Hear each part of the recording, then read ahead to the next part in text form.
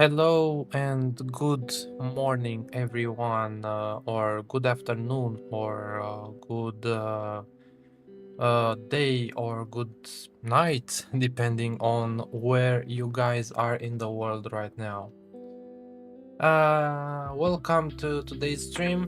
Today we'll be doing the penultimate leg of our stream for our New Zealand trip.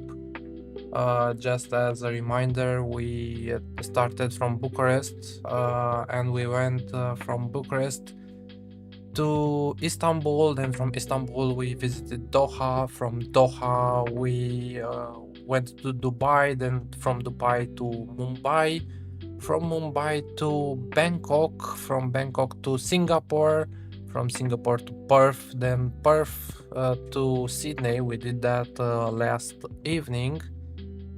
So yesterday's stream, and today we're on the penultimate leg. We're going from Sydney to Auckland, New Zealand, and from there we'll be doing another live stream. I don't know if tomorrow or the day, no, tomorrow or on Monday, because Saturday and Sunday I'm not at home. I hope that I can finish the trip tomorrow, but it's not a promise. So yeah, today Sydney to Auckland, then tomorrow hopefully we do 2 legs of the trip. That means from Auckland to Christchurch and then Wellington going forward. Yeah, so for today's flight, we'll be flying the 737-800 from PMDG. We are on VATSIM, we are in the Qantas livery, as you can see over here. Yesterday's stream was a little bit of a hit and miss with the Freeware 787. It was a decent aircraft, it got the job done, but missing some systems and did not feel quite as I hoped. There's a Singapore Airlines pushing back, reversing, not exactly sure what he's doing over there. I think that's a 350. That's a 350-1000 if I'm not mistaken. Let me check on Navigraph because I'm very curious. No, A359. Okay, but oh, I thought I saw 3 wheels over there on the carriage, undercarriage over there. Okay, so yeah, I think this stream, I hope this stream goes better in terms of the aircraft that we're flying. Once again, the PMDG 737-800. Let's do a quick walk around, not the entire walk around, to see the livery. And that reminds me, I would have to set it up in Volanta. So add the flight plan, import, and yes, we're set up on Volanta as well. Qantas 147 is our call sign for today, just for you to know. Okay, so Qantas livery, Mount Hotham apparently. Nice livery over here. Everything looking good. Victor Hotel Victor X-Ray Mike is the registration for this flight. And we are at Sydney on the International Terminal Pier B, to be more exact. If you guys want to join a VATSIM flight, so you can, that's where we are. Okay, so let's get inside over here, inside our aircraft, and turn off the music for now. Like that, and let's start prepping up the aircraft. So, what do we have here? Let's turn on the battery, which is over here. And yep. Okay, I think that's good. So battery is on. Let's connect the ground power over here on our tablet. So ground operations. Let's request the ground power like that. And I hope it's connected, and it will be. Yes. Good, that's working. Okay. So let's wait for the displays to start.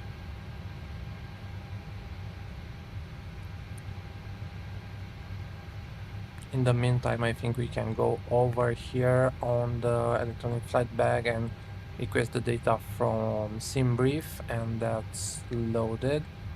So let me check if the weather is correct. Yes, Sydney, the 29th, 8th of January, 29th of January, 8 Zulu, 100 at 10, visibility 10K, temperature is 25, dew point 18, and QNH is 1017, which I think we can already set up. So that is 1017 over here, just like that. Okay. So let's check the position light, which is on steady. That is good. The external power and APU. Let's start the APU. So turn on the fuel pump and start the APU over there. And while that happens, we can also turn the irises to nav mode. The APU is starting up. EGT will be rising, yes it is, and also I want to turn on the diode amplifier over here while the APU is starting up.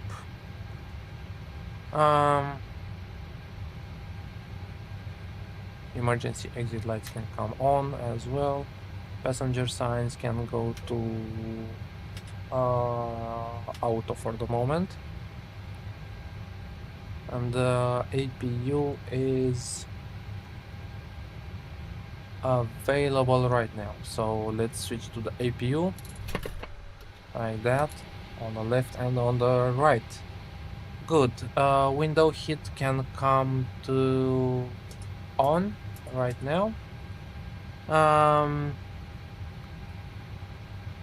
Probe heat can stay off for the moment, and the hydraulic pumps can come online, the electric hydraulic pumps that is. Packs can go to auto, this can go to auto, and this can go to on the APU bleed. ISO valve, wait, the ISO valve should be on open, that's right, my bad over there. Okay, so APU bleeder.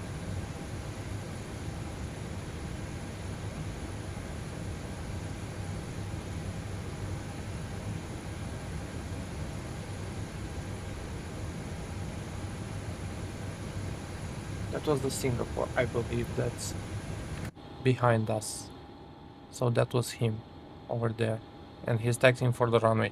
Today we'll be having a short taxi. So here is runway 07 that will be taking off through off as well. Okay, let's check our altitude. We'll be flying at flight level 330 for today, so we can set that up in our pressurization panel, and our airport is at airport elevation 23, so let's set it up for 50 for our landing altitude. Okay, that's done. We can go back, to the FMC.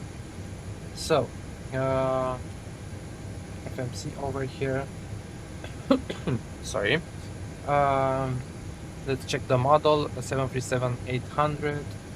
Engine rating 26K, ARAC is available, and let's go posing it over here. And we are at Yankee, Sierra Yankee over here on gate 3, 4, 4, like that. Not in database. Okay, that's no problem. And let's go to the next page and take the position from the left and enter it here. And irises should start aligning, right? I think we can check that by going up here and oh,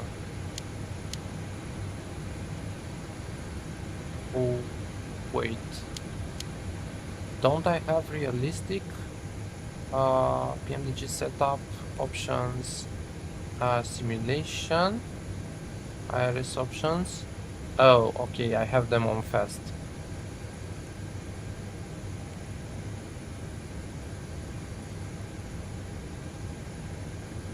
Oh no, that was not the Singapore, that was Jetstar, I believe. Okay, so I set it now to realistic. The irises will just imagine we had it on realistic even before. Anyways, so that is the pausing it. Let's go to the route page over here and let's flight plan request it. So we have SimBrief Sydney to New Zealand, Auckland. Departure Sydney, destination Auckland. Alternate is November Zulu Charlie Hotel. I believe that is Christchurch. I'm not exactly sure, but it's most probably Christchurch. I should check it. Initial altitude is flight level 330 and our cost index is 5.4, which is looking good according to our flight plan.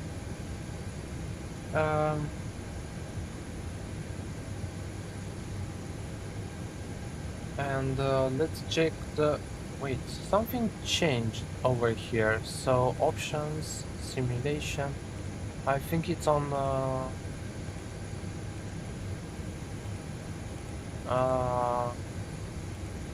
it's not on kilograms, right?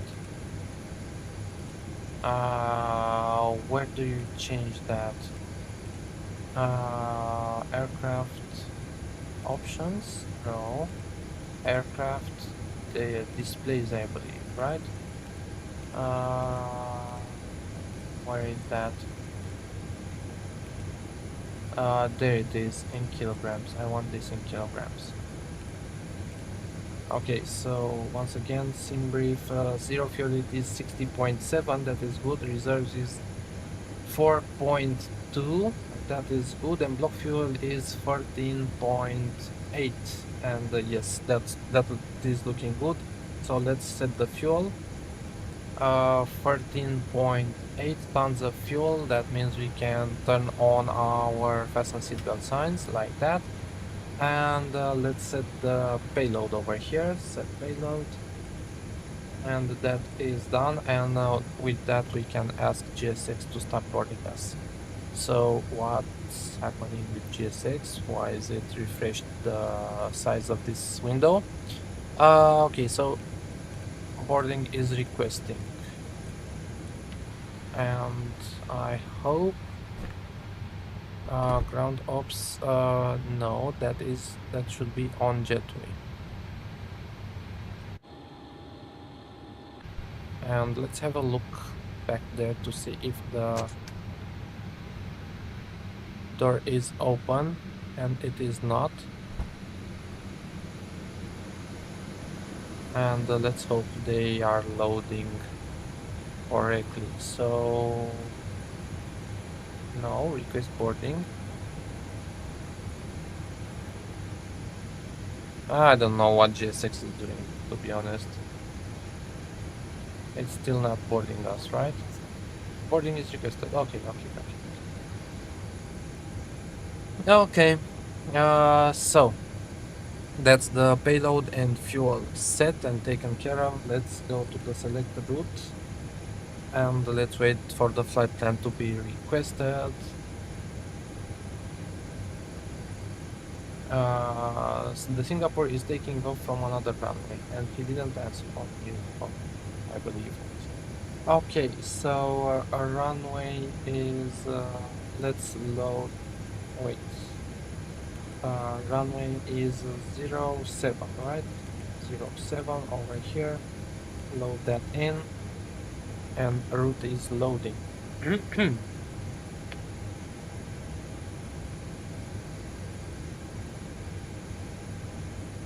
Just give it a few seconds to load. And no, don't attach the pushback tag. Do you want to board the crew? No.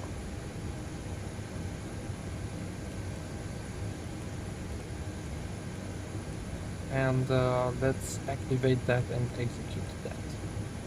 Okay, so in terms of our departure, we'll be on the 07 and the Sydney 3 and execute that. And in terms of our arrival, will be on the RNAV uniform runway 23 left. So 23 left.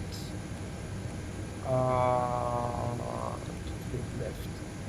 RNAV uniform 23 left. I think that is the correct one. And RAD for echo.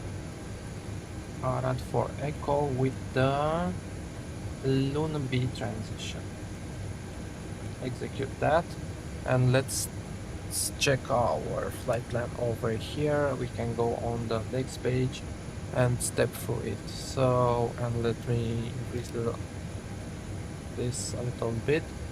So, next page, we are basically going on the, wait, what? The next page, taking off runway 07, and from there there's vectors, so we'll probably take a direct to Avon. Yes, that's looking good. Step, then Avon, then what's over there? Geros, then Redwood, then Legan, then Lunbi, then Aradi, then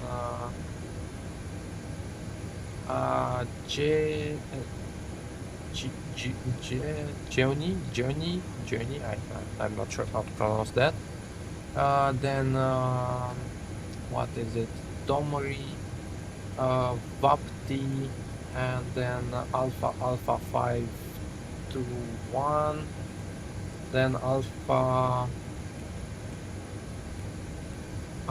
428, which is probably over there. Yes, Alpha 516, too slow, Alpha 745, and then runway 34 left. We can take this and go on the fixed page and add 4 distance for DME distance ring and the 10 distance ring, and that's looking good for our arrival. Okay, so back to the init page. Let's go back over here on the, why am I having so many drop frames over here at Sydney? Let's go on the map page and let's switch to 20 like that. Oh, and we have ground online. Okay, that's good. Let's check the ATIS, which is not available right now, but we'll do that in a few seconds. Okay, that's the departure and arrival. Let's go on the perfect unit page. So we are 0 fuel weight is 60.7. The reserves is, what did I say? There is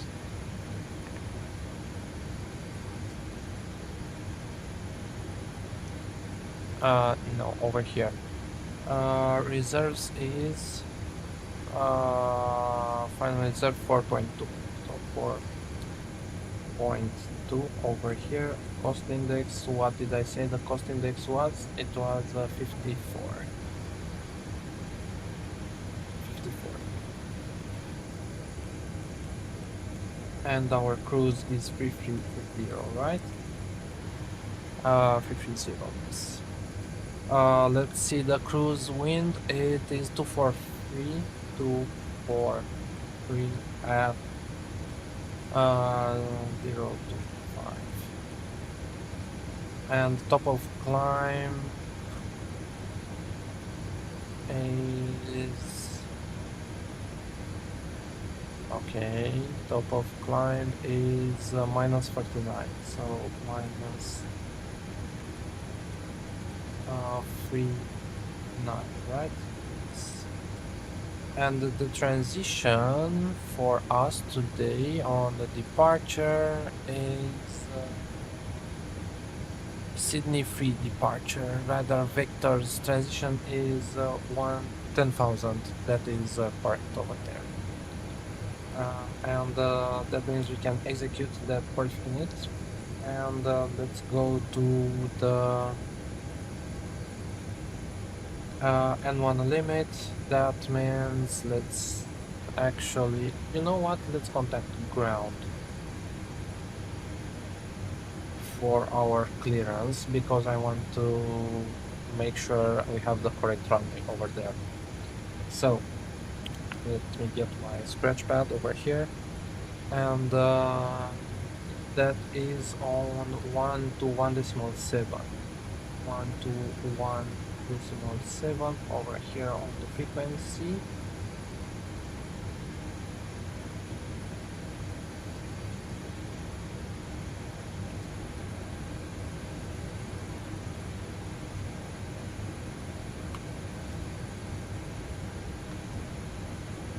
Let's check the ATs one more time. It is not available, or is it? Approach, expect independent visual approaches, do not pass through a line. Approaches and departures in progress. Okay, let's ask ground. Ground, good evening, Pantas 147 on stand 34, bearing 737-800. Unfortunately, we don't have an ATIS. I think it's not available for now. Requesting clearance to Auckland.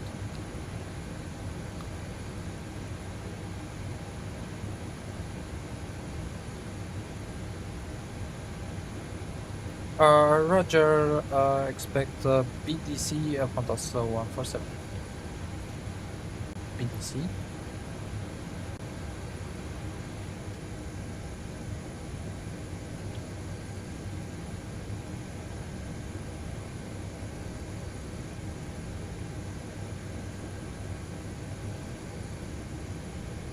QNH is 10.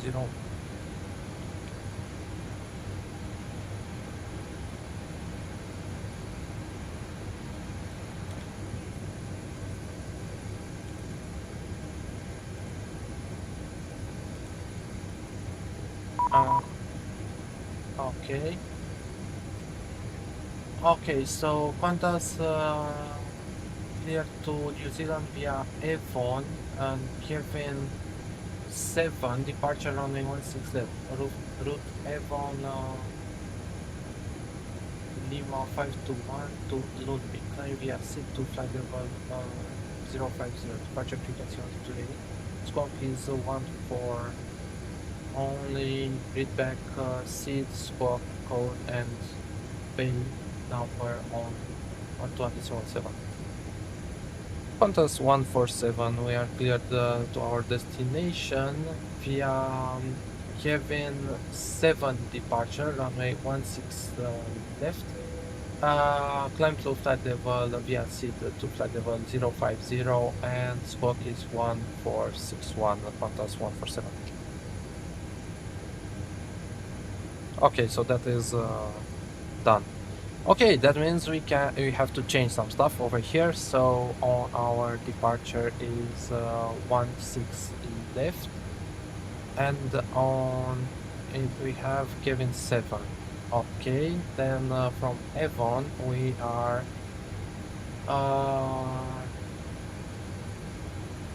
Lima 5212 Lumbi. Let's check that in our flight plan over here. So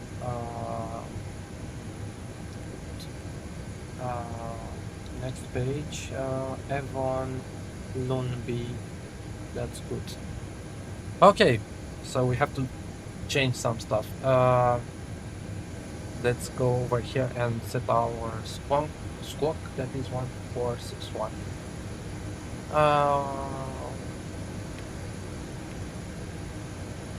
Clear that 1461 over there, and we should be on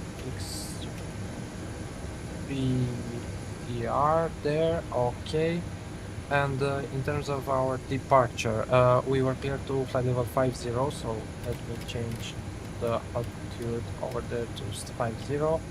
And on the departure page, so we'll be on 16 left. Did they say 16 left, right? 16 left? Yeah, 16 left. Okay. So 16 left on the Kevin 7, and the transition is Avon. Execute that. Okay, did we miss anything? Qantas here to New Zealand, to Auckland via Avon, Kevin 7, departure runway 16 left, route Avon, that is entered, climb via seat to 5000. Departure frequency 1228, squawk 14, only lead back. Okay, that is done. So that is entered. That means that we should go on the takeoff page. Let me check the performance. That is done. Everything is okay there. So let's go to the performance tool over here. Let's import from OFP over here. So 16 left, that is the altitude, runway heading is 155, which we can enter over here in the MCP 155, like that. Runway length 2000 meters, runway condition is dry, flap config is optimum, rating is optimum, anti-ice off, weight, let's import from OFP, 74 tons, which is looking good as expected, and the air conditioning is on. Let's import the weather, 100 at 9, 200 degrees and 1018 hectopascals. So wait.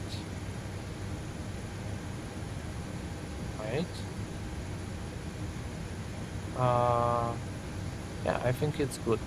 So selected is 32 over here. Let me show you what I'm doing with takeoff 1, and that's climb, and 194.6, and that is good. Takeoff 1, flaps is 5, CG is what is the CG? 23.5, that is good. And we have 149, 150 and 154 for the speeds. Okay, so that is all entered. Flaps 5, CG 5.6 in trim, 149, 150, 154. Okay, FMC, and let's go to the next page over here, and 8 beam and Kevin, and then yeah, Kevin, Avon, and then Geros, right? Yes. Okay, so finally the takeoff reference page is done. We can go ahead and set the altimeter 1018. It is set flight directors can come on. Flight director left, flight director right. Auto throttle can stay off at the moment. Indicated airspeed V2 plus 15. V2 is 154. That means with plus 15 we have 169 over here.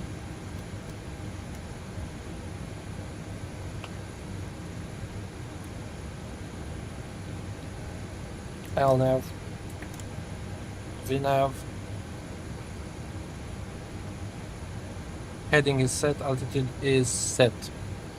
Okay, so before start, auto brake can go to RTO. That is good. Parking brake can be on. Now, communication and nav radios are done. Yes, they are. Transponder is set. Doors are closed. The GSX finished with our boarding.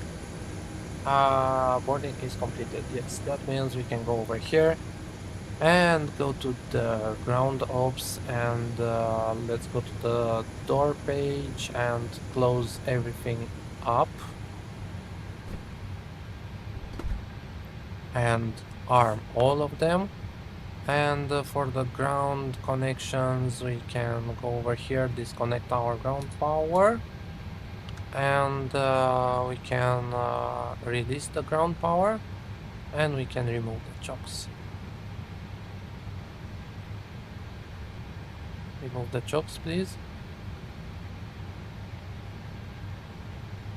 Okay, so that is done. So for the pushback, flight deck door is not closed. Let's close that. Windows are closed. Yes, they are. And let's ask GSX for our pushback. Prepare for pushback and departure like that. And we'll ask ground for clearance once GSX is connected. So, how are you guys? What's happening with you? Let's go over here and QFA147 and let's put the airport info over here, and let's go on the pinned. Oh my god, I hate that so much. Let me just do a quick setting over here. I hate that the default toolbar is popping up.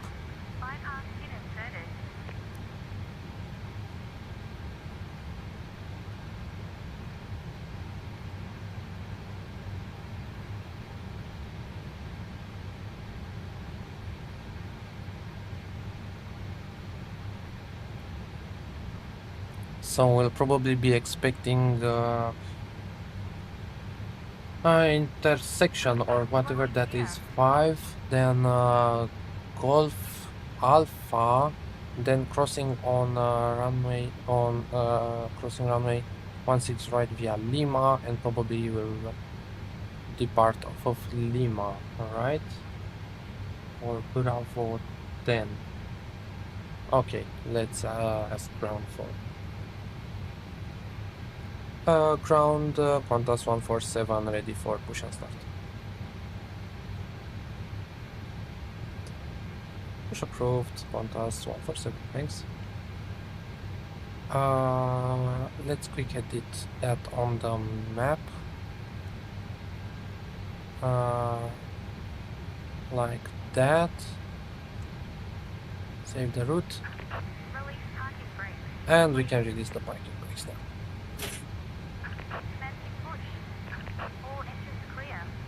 All engines are clear, and we will start up.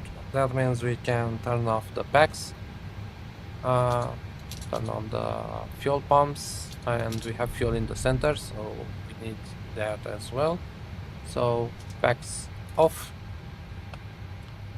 Anti-collision light is on and the fuel pumps is done and checked, and we can go on the left starter over here.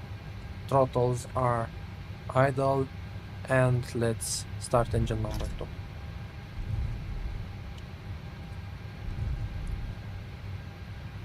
We'll wait for 20 and 2 over here, or 25. Was it 20 or 25? Somewhere between 20 and 25 is good.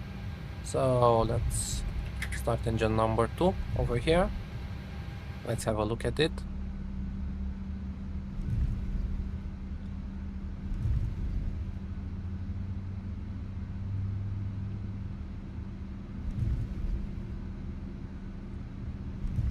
There's an AP80.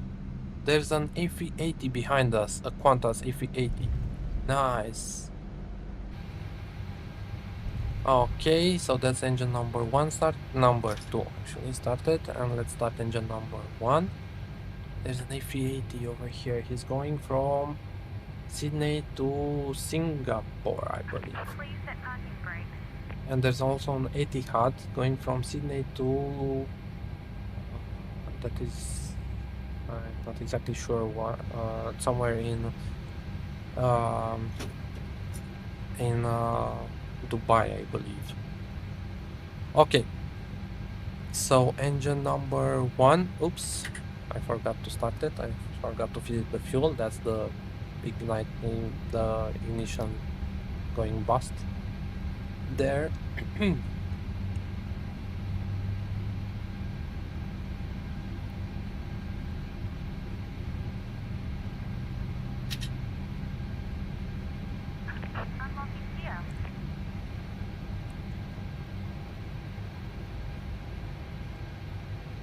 Okay, those are the 2 engines started. So the engine generator switches can now come on.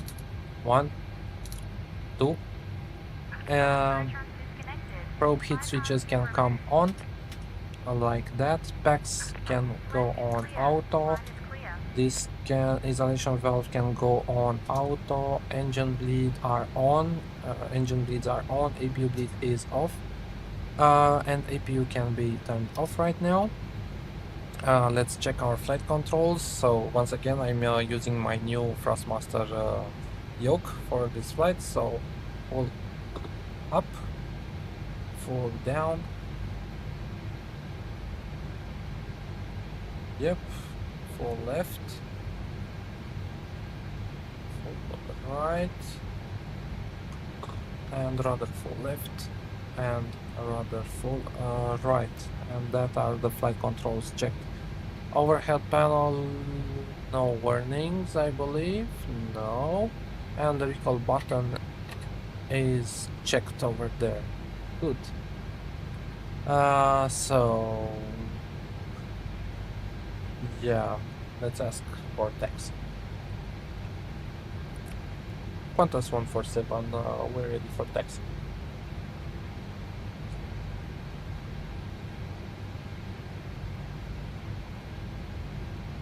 Left turn on Golf and hold short of 16 right, Qantas 147.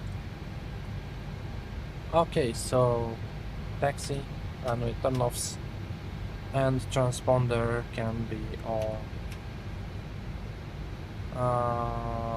TheRelaxedMovement for the moment. Okay, and let's use the parking brake, and let's go. Left on Golf, hold short of 16 right. Okay.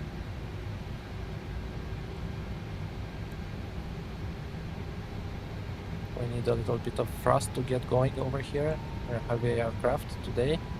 So let's go flaps 1 to 5, and stabilizer trim should be 5.6. No, that's not correct.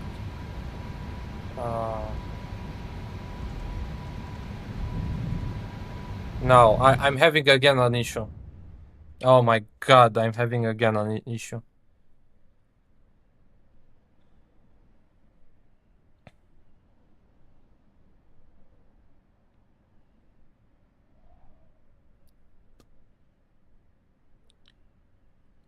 Ground, we're having some issues with our controls. It happened to us again. Basically, we have no brakes. Let with the 737-800 from PMDG. Let us sort the things up, and we'll be back to you. Qantas 147, sorry, say again, did you want to go back to the gate? No, we'll stay for a few seconds trying to sort out the issue with our brakes. We have an issue with the aircraft. I'm not sure exactly what that is. Qantas 147, we'll stay here for 1 minute if it's okay with you. Qantas 147, that's approved. You can stay there for as long as you like for the time being. I'll advise you of any inbound traffic or outbound traffic if they come through, but yeah, take your time. Thank you very much, Qantas 147. Okay, so we have an issue with our controls, basically.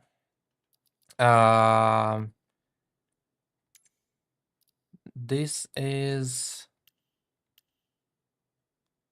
like that.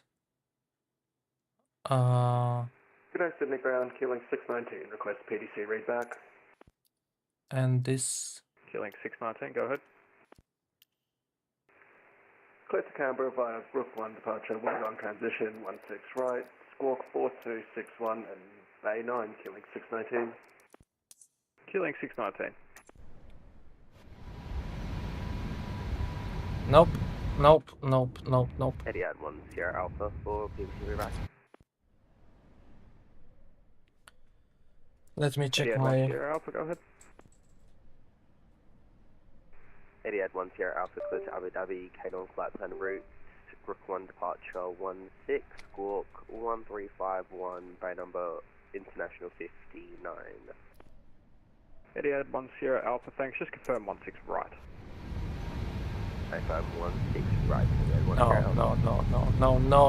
No. Oh my god, it's so annoying. It's so annoying when this happens. I'm not sure how to fix that. Qantas 86 with PDC readback. Qantas 86, go ahead. Qantas 86 clear to Melbourne, runway 165, Quick 1 departure, Wollongong transition, squawk 4525 to bay number 7 with information Bravo. Qantas 86, thanks. I think I'll have to disconnect from VATSIM. Qantas 506 PDC. Qantas 506, go ahead. Qantas 506, clear to Melbourne via Wollongong flight plan, runway 16 right. Group 1 departure, squawk 3671, runway 16 right.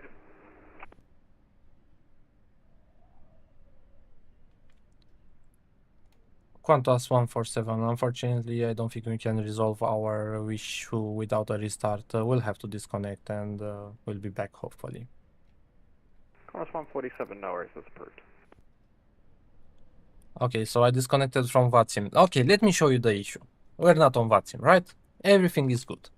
So I had this issue again, one more time, when we were flying from, I think we were on going to Rovaniemi. So basically, what's happening is that my radars are working, and they are connected. But unfortunately, the brakes are not working in the aircraft. I think it's a bug with the aircraft. So let me show you over here. My, where is it? My rudder pedals, yeah? Assigned. Left brake axis is done. Right brake axis is done. Rudder axis is done, yeah? Look what happens in the flight sim. Look, so I'm basically doing the brakes, yeah, but the aircraft is not responding, right? Look, it is not stopping. I'm pressing the brakes, okay?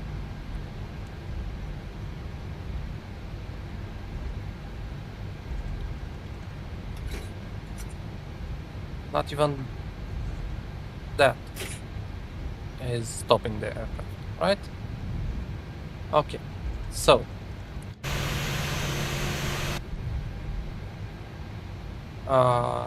okay, that stopped the aircraft. So I have no warnings over here. Hydraulics are working as expected. Yeah. But it is not stopping the aircraft. Look. I'm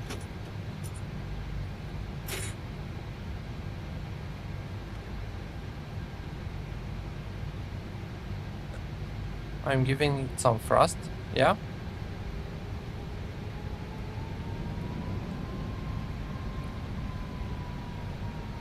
Look, I'm pressing the pedals and it's not stopping.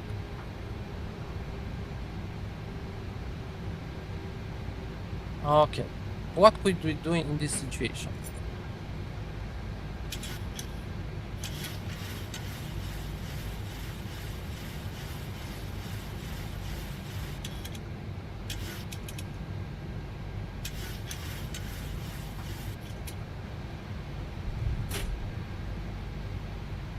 Why is it not working?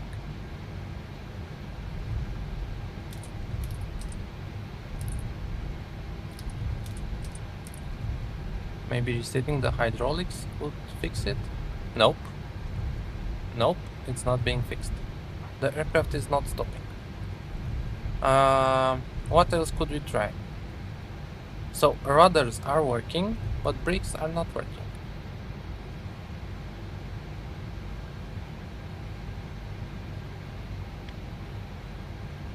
What could be the issue? If you have any ideas, please let me know. I'm really curious if this happened to any of you. Let me put some parking brakes and let me try searching that on Google. So PMDG 737 800 brakes not working. MSFS 2024. Yeah, it's really annoying when that happens and it's random.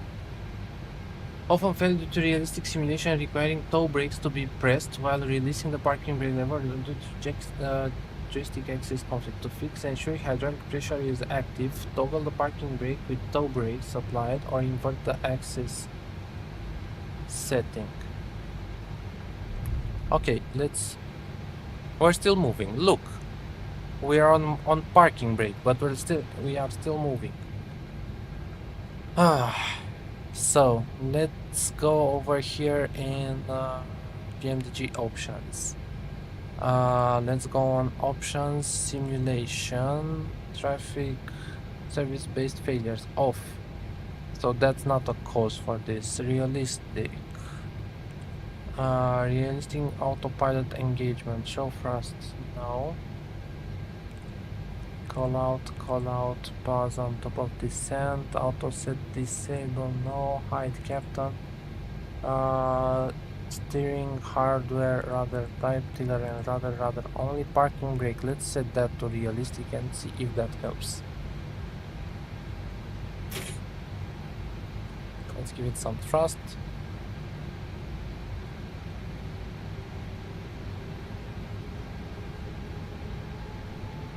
Nope, not working. Okay, let's try something else. What Google says. Let's go to controls. And let's go over here on all and on assign, sorry, and let's put it over here like that. Set inverted axis. Okay. Go back and set inverted axis. Go back, save, resume. Nope, not working. It's not working. And I did everything correctly, believe me. It's not a problem of what I did. In the aircraft. Go back and go back.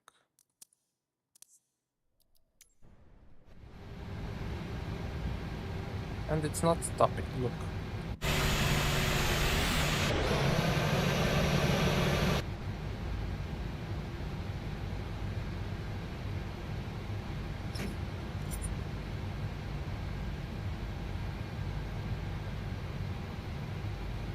Let me try something. Let's start the APU. Systems over here. No. Let me start the APU one more time, because I'm really curious if that has any impact on the hydraulics. Oh my god, it's so annoying. It's so annoying. So it happened to me 1 month ago, and it's happening again now. Completely random. Completely random.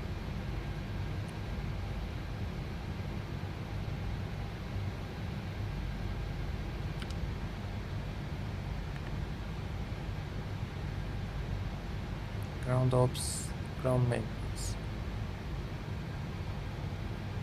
Hydraulic fuel is okay. Engine oil is okay. Replace tires, replace brakes. Okay, let's try to replace the brakes and pull the brakes.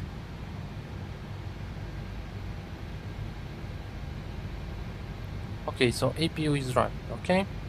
Let's disconnect. Let's try one more time.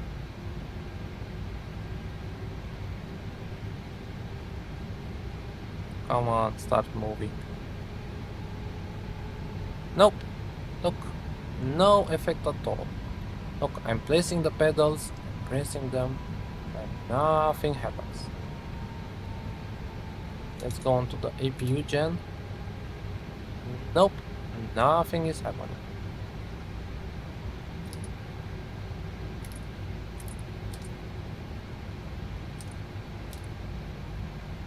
Nope, nothing is happening.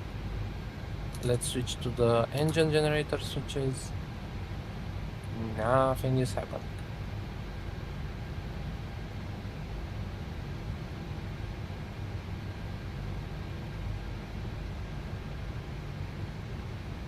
So it's not an issue with the aircraft, right? It's a bug. I believe it's a bug.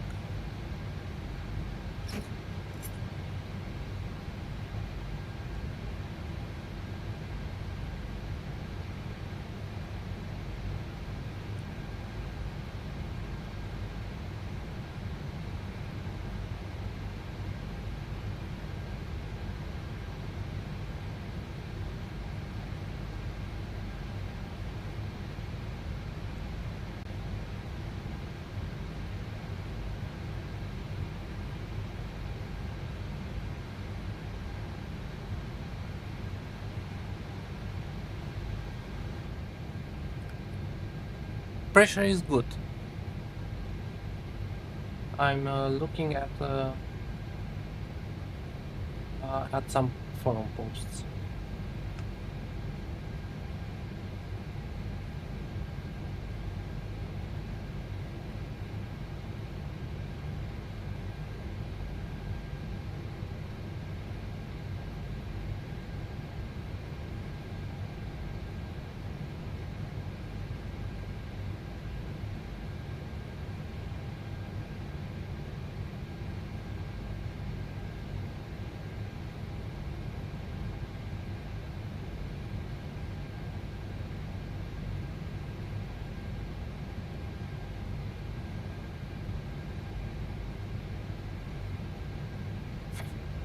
No response on the forums for this issue.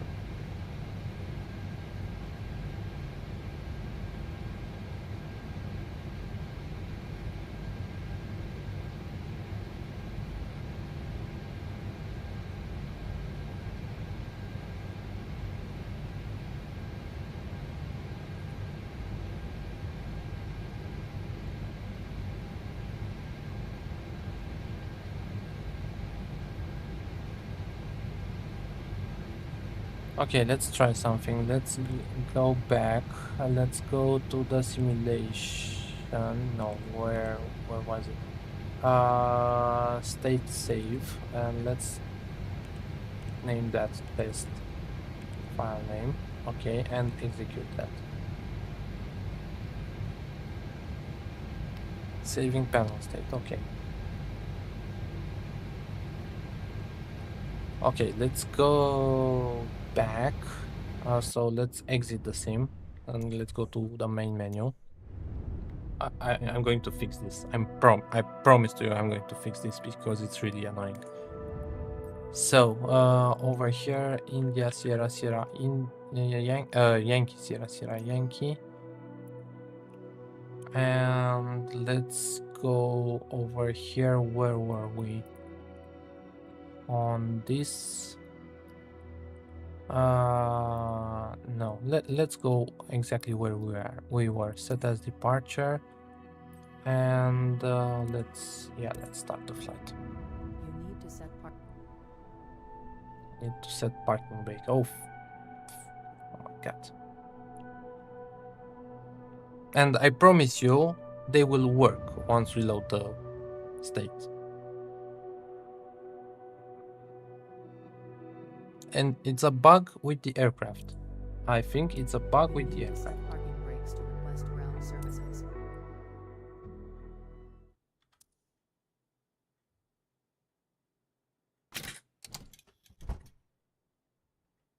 Okay. So we are loaded, right? Let's go over here. And let's go like that. 80 knots. What 80 knots? Are you crazy? Okay, so let's turn on the battery over here. And let's go PMDG top state panel load. And let's go on the test. The one that we loading panel state.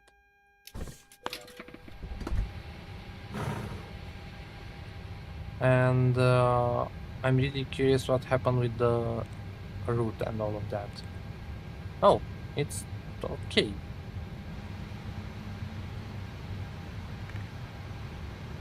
Is the state panel loaded? Okay, so we have fuel pumps. We don't have any.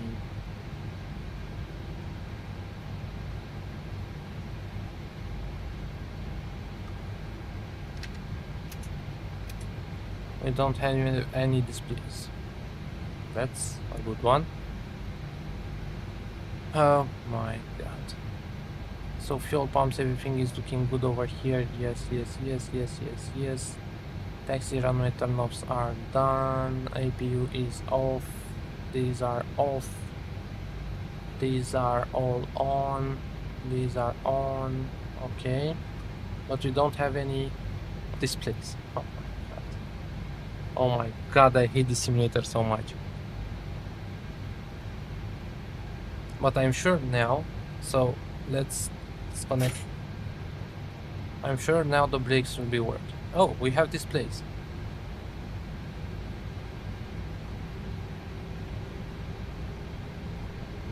Look, we have brakes now. It's exactly the same. It's exactly the same situation we were.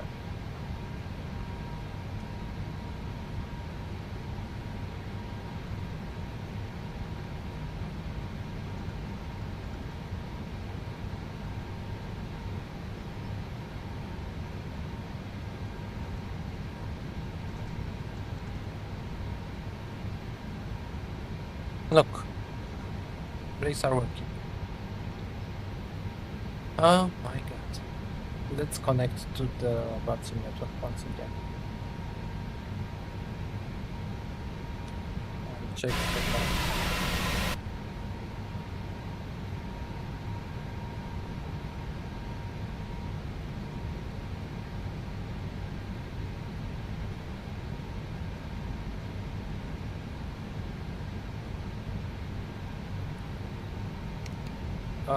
Ground Qantas 147. I hope we didn't cause any issues when reconnecting. Are we okay to connect here on the taxiway? Qantas 147.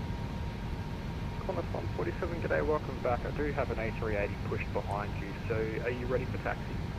Yes, we are ready for taxi. Our last instruction was to taxi via Golf, make a left on Golf and hold short of 16 right. Qantas 147. Qantas 147, that's good news. Taxi Golf, hold short 16 right. Roger, taxiing Golf and hold short 16 right. Thanks and sorry for the inconvenience. No, no worries at all. Okay, so it's working. Now brakes are working and hopefully... Funnily enough, I had the same issue with the PMDG probably about a month ago.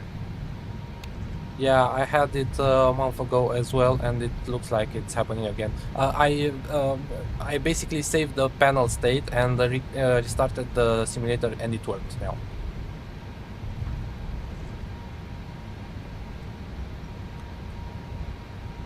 Okay.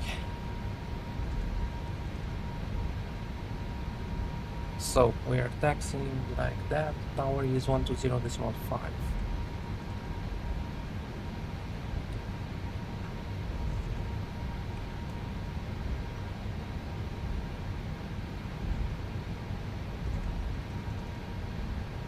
Clear on the left.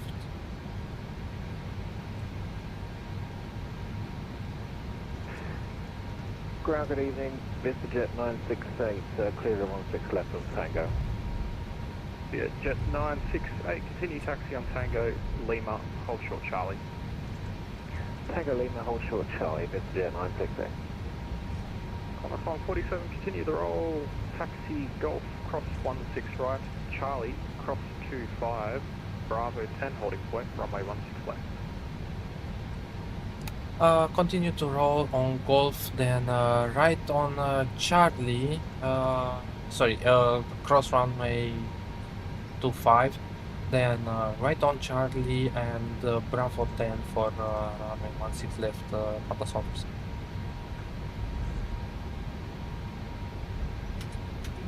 Etihad 10 Alpha, right taxi. 2 in together there, Etihad 1 Sierra Alpha, taxi Golf, left on Alpha, holding point Alpha 1, runway 16 right.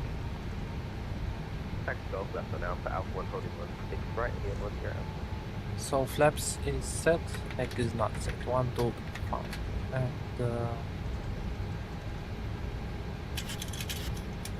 that is done. Charlie is the next to our right. Yes, it is. And QNH is not set. A lot of things are not set when reloading the panel state. BG 915, 3G5.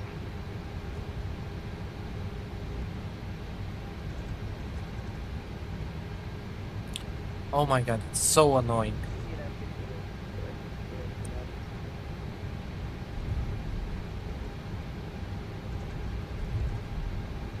BG 915, expect PDC.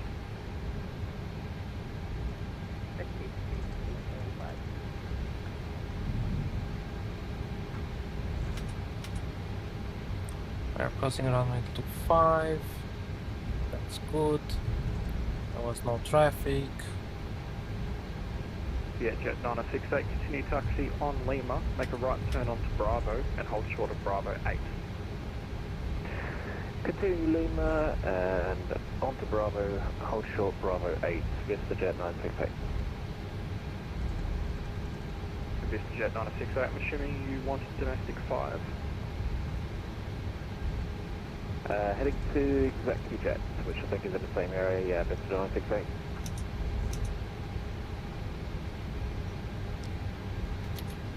Sydney Ground, Qantas 1, request taxi. Qantas 1, taxi left on Golf, Alpha, holding point Alpha 1, runway 16 right. Taxi left on Golf, Alpha 1, runway 16 right, Qantas 1.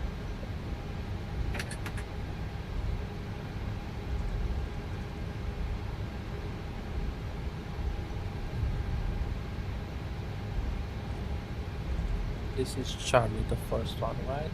Yes.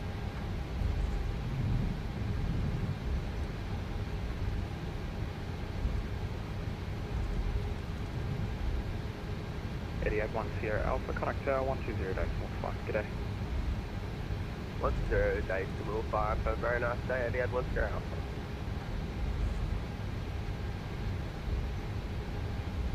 So speed brakes are not armed, weather radar is on, transponder is on, auto throttle is on, the lights, and everything should be good. and heading was 155.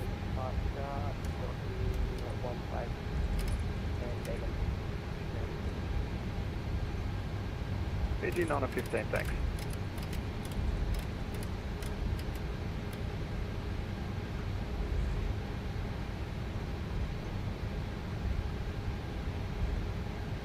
It was so annoying. Jet 9 of 68, continue taxi on Bravo, cross runway 25, Golf to the bay. G'day. Continue Bravo, cross 25 and then Golf to the ramp. This is Jet 968, thanks, see you. Qantas 147, connect tower 120 decimal flight, g'day. 120.5, Qantas 147, thank you very much for your help and understanding. Bye bye. No worries at all, mate. It's on runway for about 10-15 seconds. Okay, had 10 Alpha, you can sit there for about 10 to 15 seconds, just got Qantas 1, just passing the International 2. Appreciate that very much. Will not be long at all. 180 on 10 Alpha. Thank you. Tower, good evening, Qantas 147, holding point Bravo 10. Qantas 147, Simcoe, good day, winds are 100 degrees, 9 knots, runway 16 left, clear for takeoff. Runway 16 left, clear for takeoff, Qantas 147. Okay, so landing lights can come on now. Strobes as well. And yeah, I think we can line up over here. Cleared on the left on the approach, cleared on the right. We have takeoff clearance and we should be ready to go.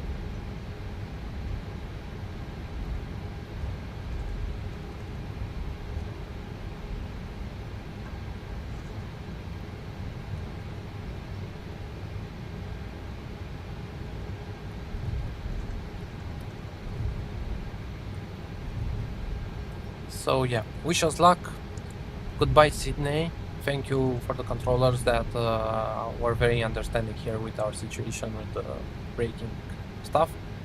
And yeah, we are cleared for takeoff. The Etihad just took off to our right over there. And yeah, let's go for it as well. So let's give it some thrust. 50% for pressure on the yoke over there. Philip Tower, Qantas 1 holding at Alpha 1. Qantas 1, Simcoe, good day, runway 16 right, line up. Line up 16 right, Qantas 1. And only had 10 Alpha, unfortunately not the first for you, monitor advisory 122 and have a good flight there. 80 knots. Very nice remainder of your day. And you look around.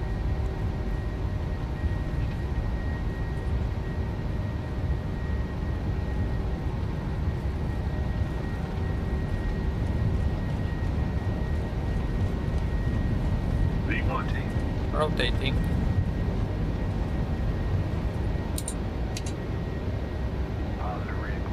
Gear up.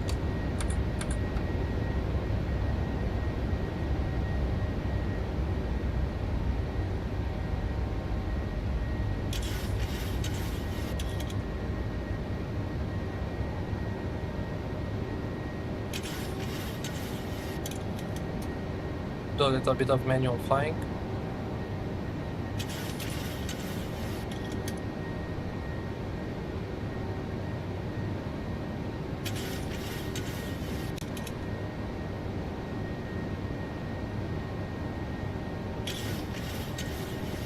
Qantas 147, unfortunately nothing further for you, monitor advisory 1228, have a good one. 1228, Qantas 147, have a good one as well, bye bye.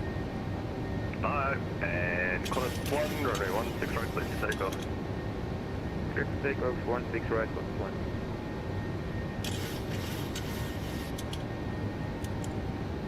Steps 1.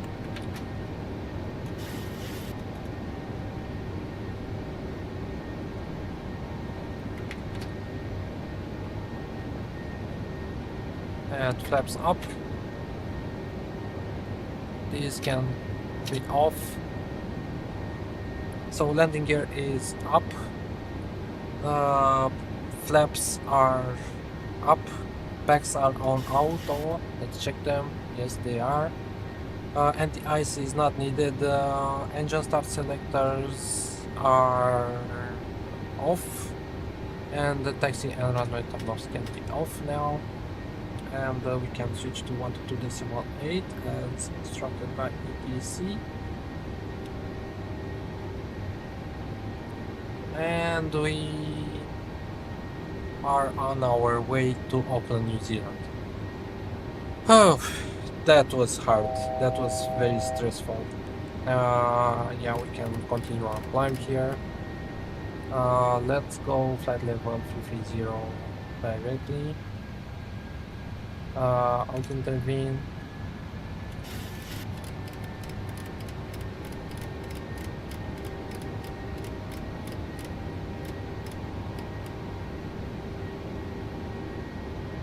And let's go like that.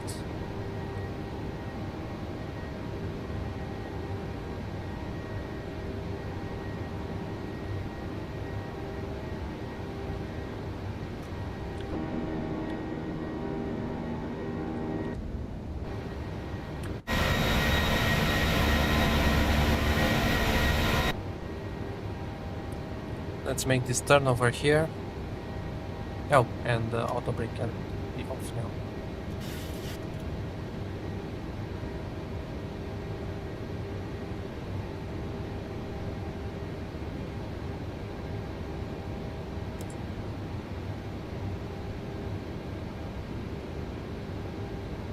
Any control in New Zealand? No, unfortunately. Let me check if the flight plan is looking good.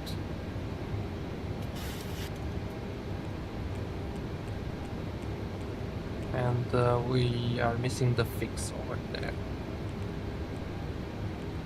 That's another thing that not deleted when reloading the pamphlet. Okay, so back to the ref page, no, back to the map page, like that, and here we can go back on the map page, and like that we are crossing 10,000 feet, so we'll be turning off our landing lights, just like that. Altimeters can now be on standard, because I think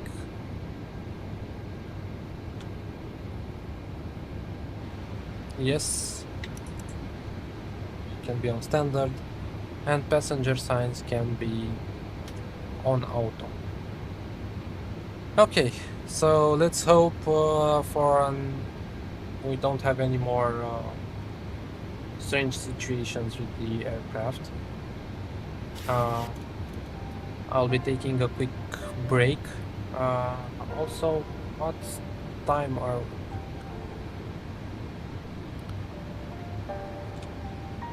Let me check the weather. The weather is on live weather. Okay, time is decent. Okay, we'll leave it like that. Time. Yeah, a very stressful departure out of Sydney. Well, I guess it's part of the fun. But yeah. Brake failure, not of my own making, or not of my own fault over there, but yeah, it happens. That's why we flight sim guys, right? Okay, I'll take a short break, and I'll be back in 10 minutes or so.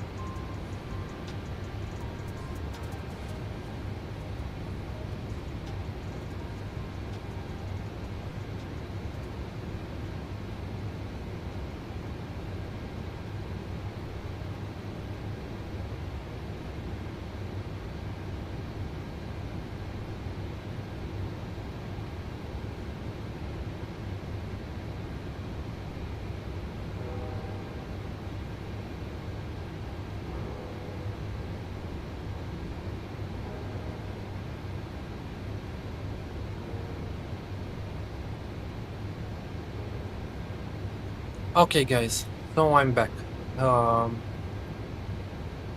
Once again, very stressful situation and departure out of Sydney because of PMDG issues.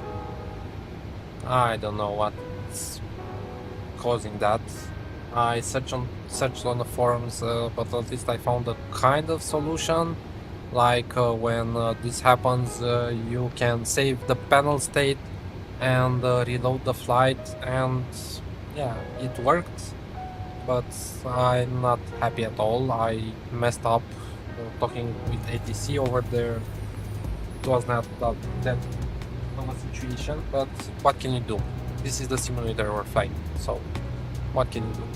I hope everything is set up correctly now, so let's do a quick overview of the aircraft to see if the panel state missed something when reloading back in. So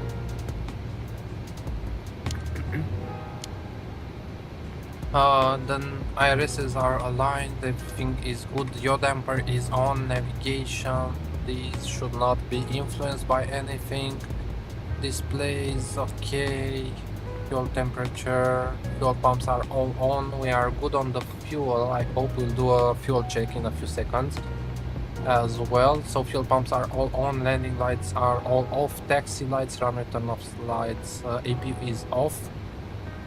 Generators, I hope, yes, they are on, right?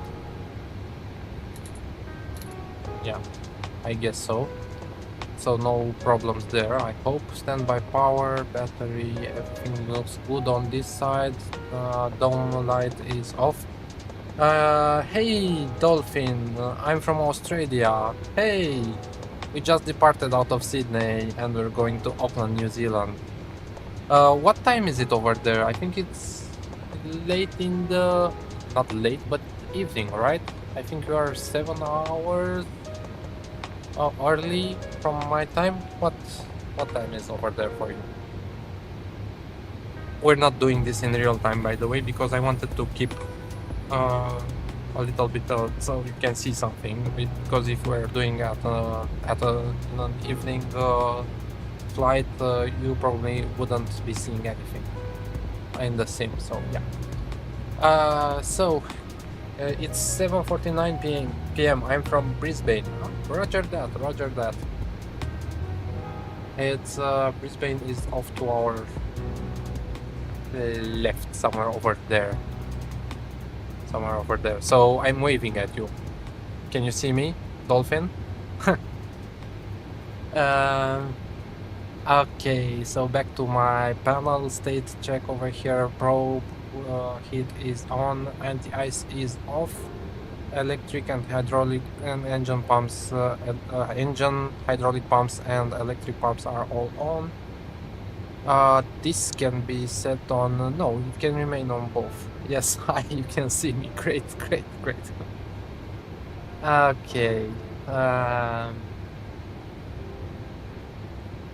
this is looking good. Packs are on auto, isolation valve is on auto, APU bleed is on off, engine bleeds are on. This can be set to 50 or yeah, we're good. This one is on strobes, anti-collision is on. Okay, now next to the FMS panel. Okay, so the autopilot panel, LNAV, VNAV heading can be synced. Altitude 330, heading select, everything is looking good on here. Of course, I don't know why it is set like that, but we can set it to 0. Timers are good, displays are good. Altimeter is on standard, this is on up. I know it's not on off, but I cannot, with the Thrustmaster yoke, I cannot set it on off. I don't know, it's a limitation of the sim. Tuned in because the flight was local. Yep. We're actually doing a trip from, we came from Bucharest. We went from Bucharest to Istanbul, then from Istanbul to Doha, then from Doha to Dubai to Mumbai, then from Mumbai we went to Bangkok, Thailand, then Bangkok to Singapore, Singapore to Perth, then Perth to Sydney was the flight we did last evening, and today we're doing Sydney to Auckland, and tomorrow I hope we'll be doing some hops in New Zealand, we'll be going from Auckland to Christchurch, then Wellington. You can see the playlist in on the channel there. So yeah, we've been I mean, I wanted to do a short hops type of trip from Bucharest, Romania, where I'm from, to New Zealand, Auckland, and that's why we passed through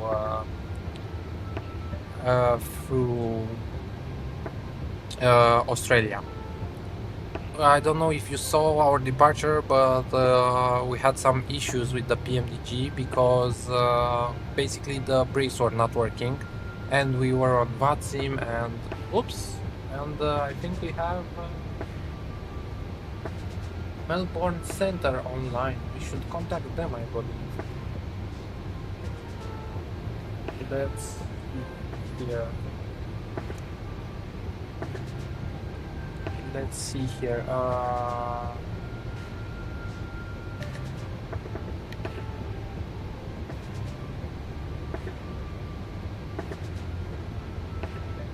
They should be like that. They did not give me a contact me, so I'll wait a little bit until I check my panel states as I was doing. Okay, this is looking good, this is looking good, everything over here, flaps is okay. These are good, frequencies are good, TCAS is still okay. Do we have passengers on the back? Because we reloaded? No, we don't have passengers in the back, of course, because we reloaded the SIM. Oh well, what can you do? So apparently Melbourne Center is online,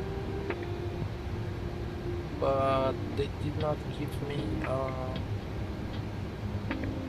a contact me, so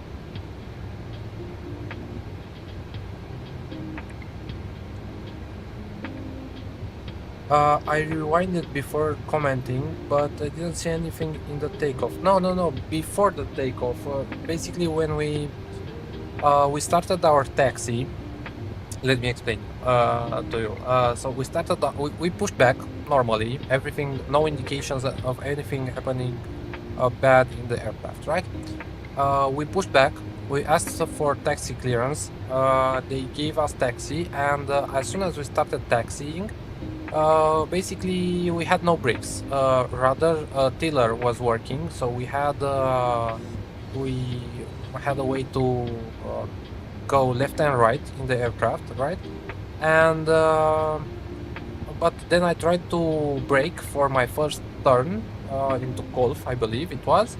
I tried to brake, but nothing happened. So basically the brakes were not working.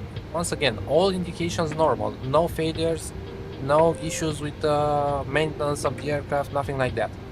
I asked ATC we told ATC that we had an issue.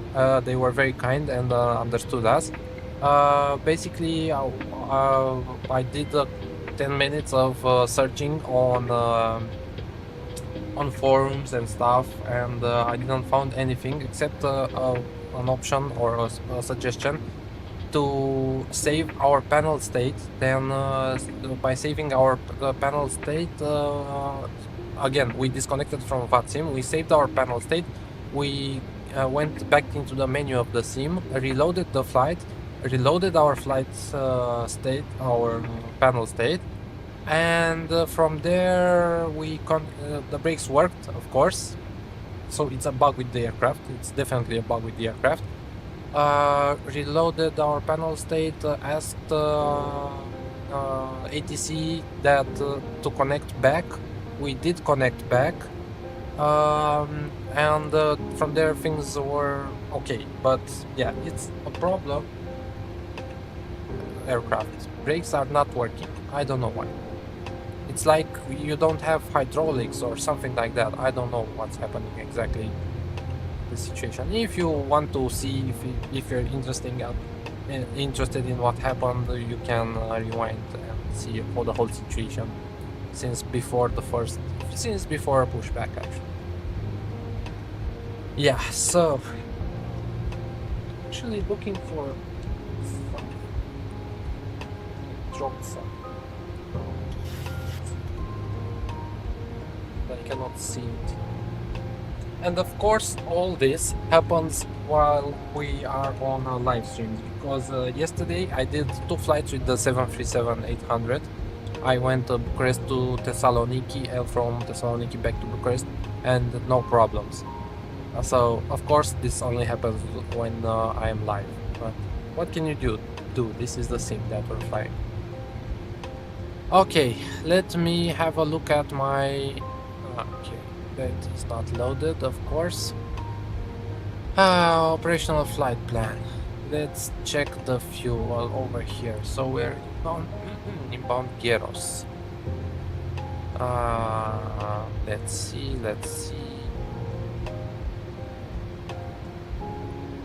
Where is it? Where's the flight plan? Inbound Gyros. So we should have 11.1 tons of fuel and okay. So at Gyros 11.1. That's a little bit. We are 40 miles from Gyros, but we have less fuel than expected. It's probably because of the whole messing around in the taxi. We'll have to monitor the fuel, guys, because it might get messy. I mean, I loaded 15 minutes of fuel on top of what Sim Brief gave us. So, yeah. And I'm getting a phone call. Of course, everything is happening at the same time. I'll be right back, guys.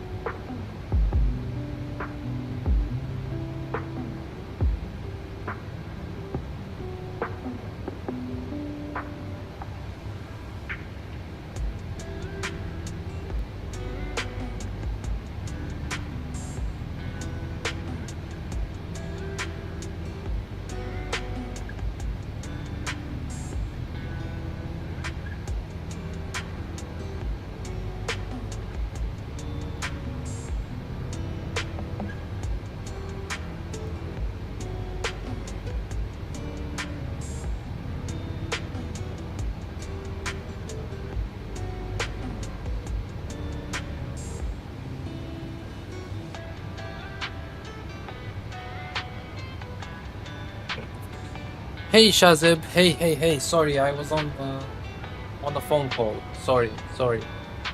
I'm back now. So let me turn down the music really fast. Okay, so hey Shazib, did you get the Boris sound pack? No, I did not. Looks like you're not here. Yes, I am here now. So do you remember the situation that I had when we were flying out of London or wherever we were into Rovaniemi with the 737-800? Why we were not, basically I was not having any brakes working. It happened exactly like that again today on my departure out of Sydney. So it's not, again, it's not something that I did in the aircraft. It's not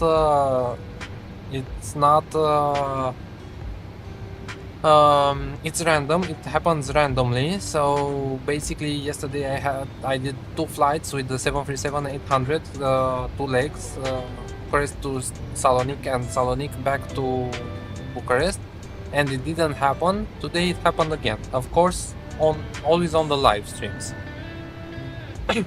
So yeah. I don't know why that is happening. Basically what I did today, if you rewind back the video, you can see that I saved the panel state. I exited out of the SIM in the main menu, and then I came back in the SIM, reloaded the flight, basically reloaded the panel state, and everything worked. So I don't know, it's a situation with the brakes, it's a situation of my rudder pedals or something. I don't know exactly why it happens. Did you have this issue with the brakes not working by any chance? Yeah. So anyways, I think we're good now. I hope we're good now. I'm a little bit concerned about the fuel that we're having because of the whole mess up of the taxi and so on and so forth. We kind of used more fuel than estimated, and let's actually check over here. Where was it? No, back on the legs page.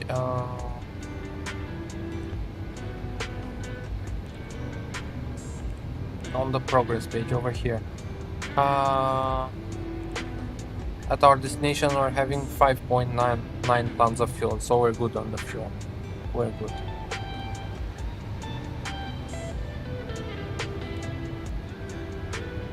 Let's keep that on the progress page over there. So, how are you guys? What are you doing this morning or this evening or whatever it is for you guys?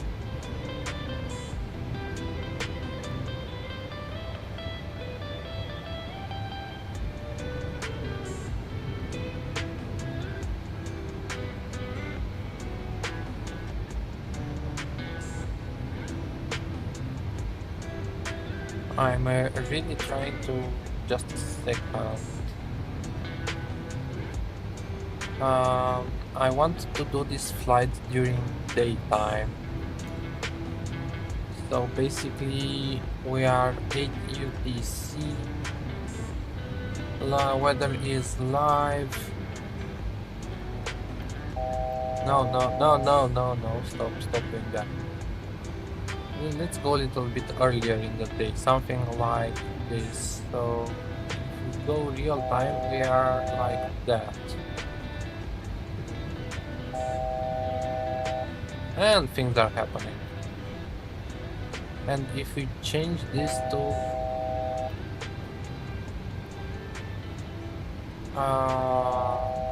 10:18 UTC, let's go down like that.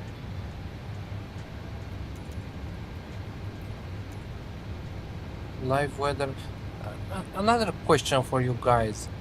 Why is it that if you change the time over here,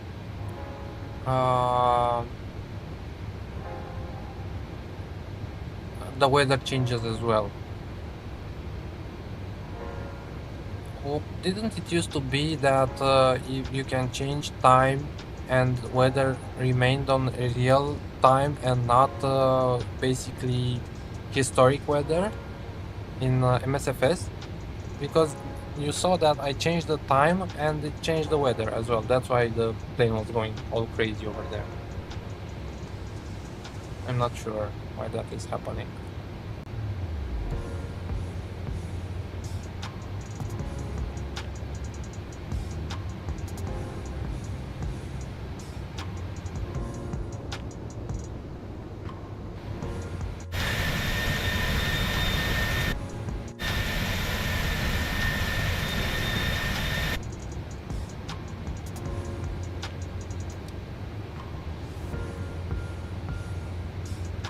Dexter, I assume it would be historic weather. Hello, hello, hello.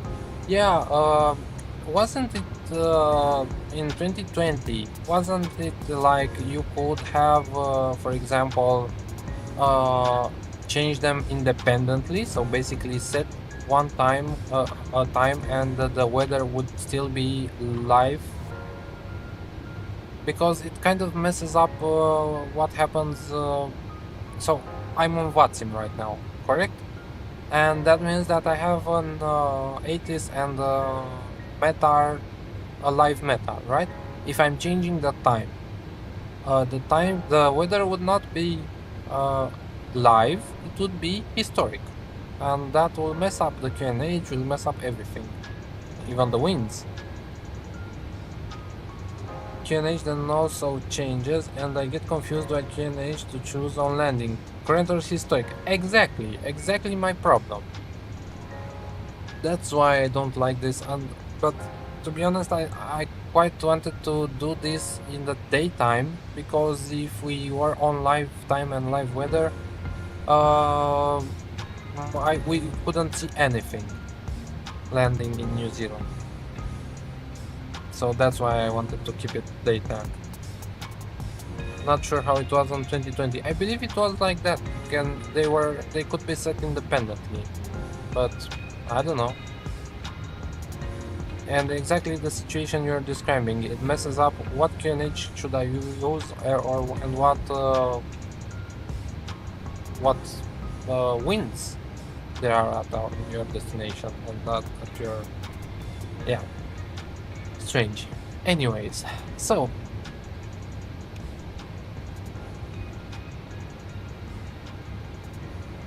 yeah, but the ATC, that's the problem, because ATC will tell you a QNH, but it's not real. It's not as it's currently in the sim. So they will tell you 1020 for example, but you in the sim have QNH 1015. Then what happens to the borrow minimums, because they're dependent on the QNH and it's different, and you don't get the callouts, right? So, or the correct callouts. It's a little bit strange. And that's considering you're talking about the VATSIM ATC, that is.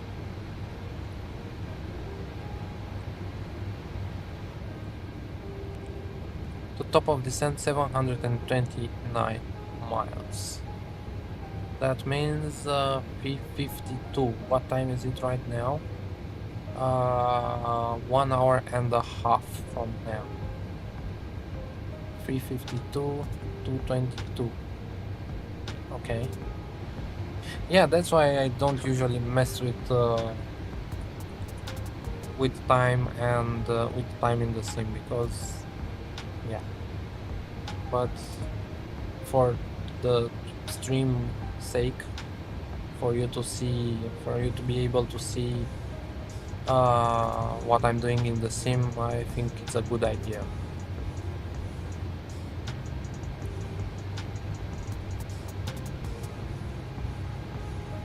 Any ATC at our destination? No, nothing in New Zealand right now.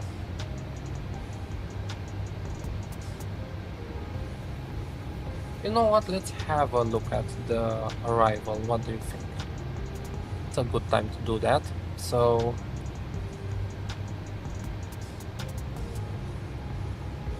Let's go like that and also save this view over here.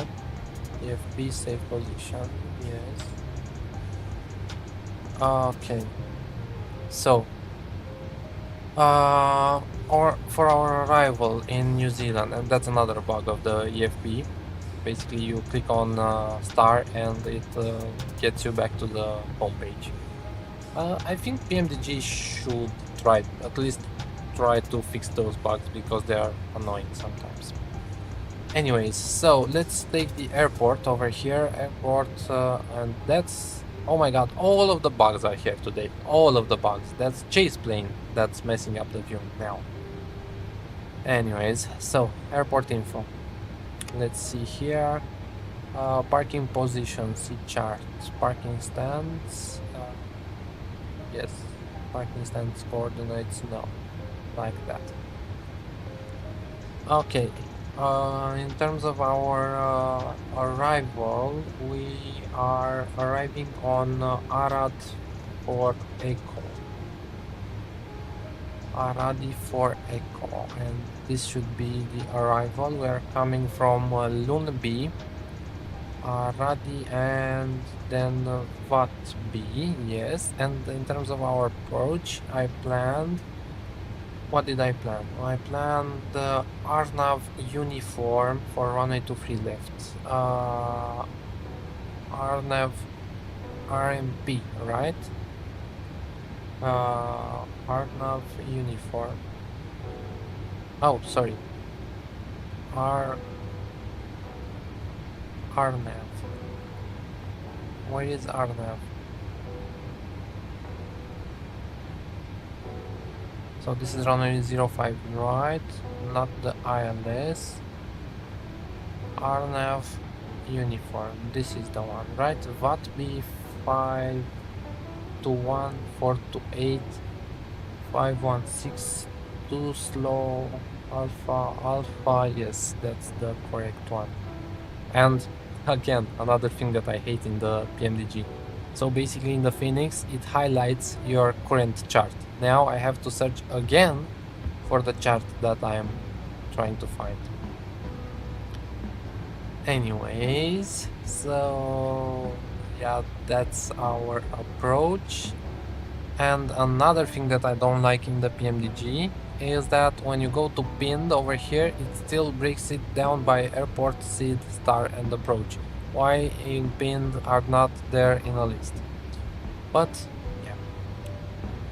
Okay, so that's the airport for Auckland, New Zealand. We have two runways, 05 and 23 left. We will probably be parking on stand, looking at the real flight, on stand 16, which is over here somewhere. There it is, stand 16. So we will be landing on 23 left like that, and then probably exiting the runway at Alpha 8 or Alpha 6. I'm not sure if this is a one-way Alpha 6, this one over here.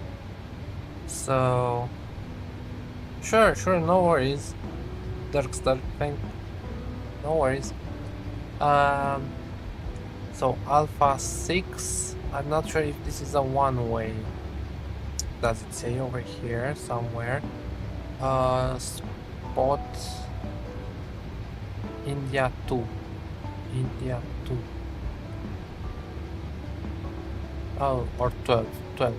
Wide body aircraft exiting runway 05 via taxiway Alpha 3, Alpha 4, Alpha 6, Alpha 57, and Alpha must use rapid exit taxiways. Hard left or hard right runs of taxiway are not available unless required for emergency. Okay. Are these one way? Alpha 6 and Alpha 7? In any case, or either we'll take either Alpha 6 exit or Alpha 8 exit. Then we'll taxi on Alpha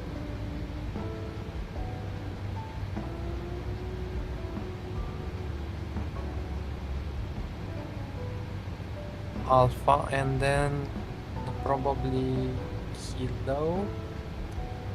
Yes, I think Kilo is the way to go. Alpha 8, Kilo, then like this to Foxtrot, and then spot 16.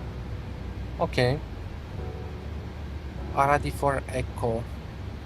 Lunbi, Aradi, then Juni, I'm not sure how to pronounce that.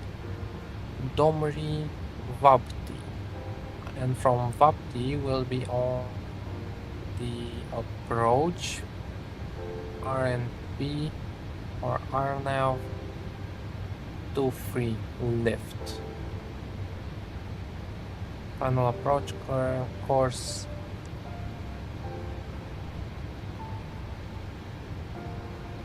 Okay. And we should be at the minimum are 35360. This over there, we should be descending down to 6000. Okay, that looks like a plan.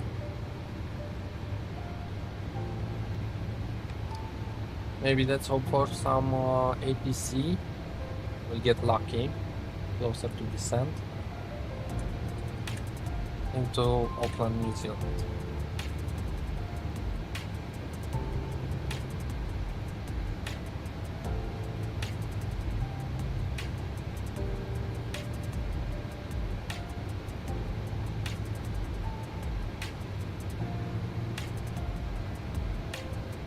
Let's sync up that heading once again.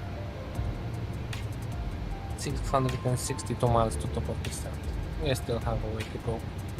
Meanwhile, we can still talk about stuff.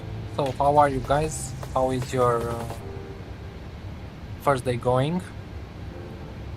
I hope I can stream again tomorrow and do the flights from Auckland to Wellington, and then no, sorry, what did I say the flights would be? What's the exact order of them?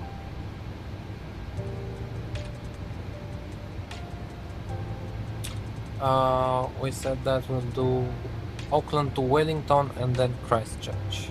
So yeah, I hope that tomorrow I'll be able to do them in a live stream, because on Saturday and Sunday I'm out of town. So yeah, depends how much they're gonna take. Let me check. Let me actually show you this on my other screen. I hope you can see my screen. So let's go to flight level radar and let's pin them so I can know what we'll do. So from Auckland, I said the next flight will be to Wellington.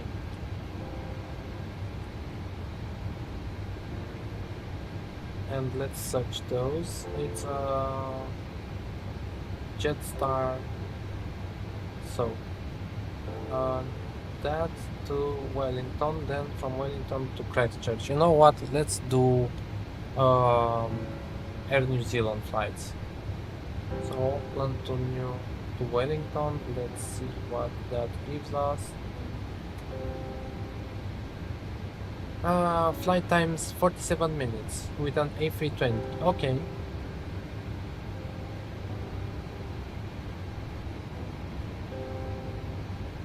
Okay.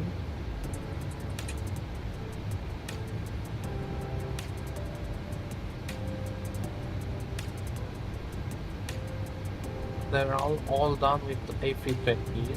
Okay. Let me pick this one. 401, Air New Zealand 401, and let's pin that over there. That's from Auckland to Wellington, and from Wellington to Christchurch.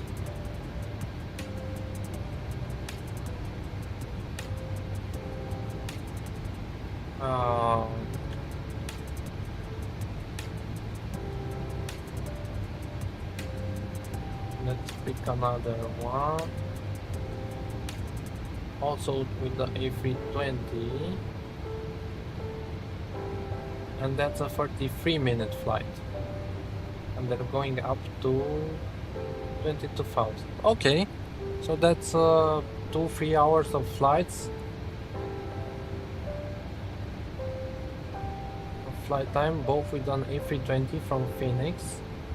So we'll basically go Auckland, Wellington, then board the passengers, then board another load of passengers from Wellington to Christchurch. Okay, that sounds like a good plan for tomorrow, don't you think? Is there anything else we should visit in New Zealand? I mean, I know there's a lot of places we could visit in New Zealand, but I want to keep the stream a little bit short. And I think those 2 flights are enough for tomorrow. Yeah. So that's the plan. First one, let me show them to you one more time. So Air New Zealand 401, Auckland to Wellington, then Air New Zealand 327 from Wellington to Christchurch, and that will be the end of our trip to New Zealand from Bucharest, let me remind you. And I think it's a good end to the trip.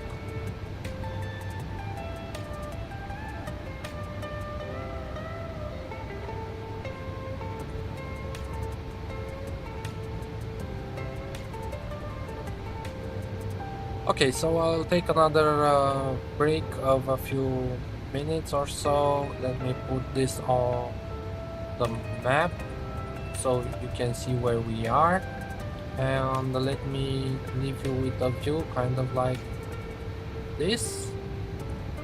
We're above the ocean right now, so nothing interesting is happening. So I'll leave you for another 5 minutes or so, or 10, or even, well, you know what, maybe half an hour. And I'll be back with the arrival to Auckland.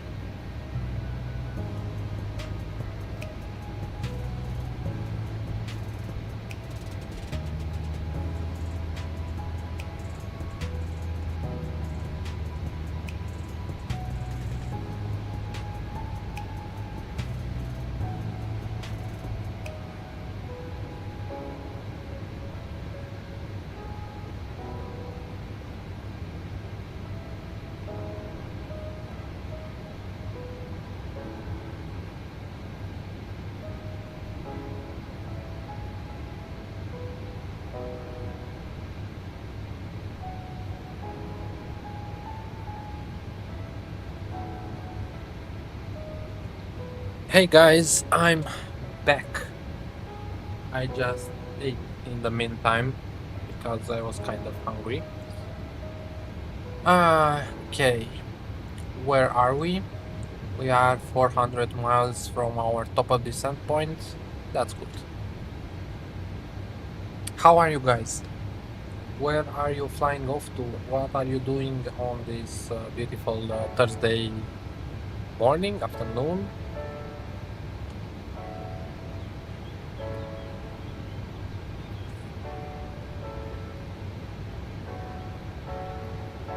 No ATC, unfortunately for us right now.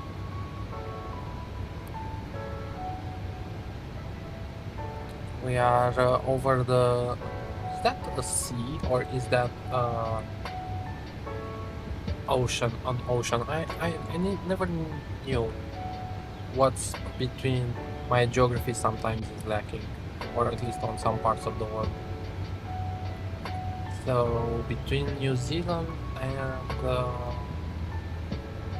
Australia, it's the Tasman Sea. Okay, so it's a sea. It's a big sea over here. We still have some way to go to our top of descent, but I'm happy that we're finally getting close to our destination. I mean, in terms of the trip that we're doing.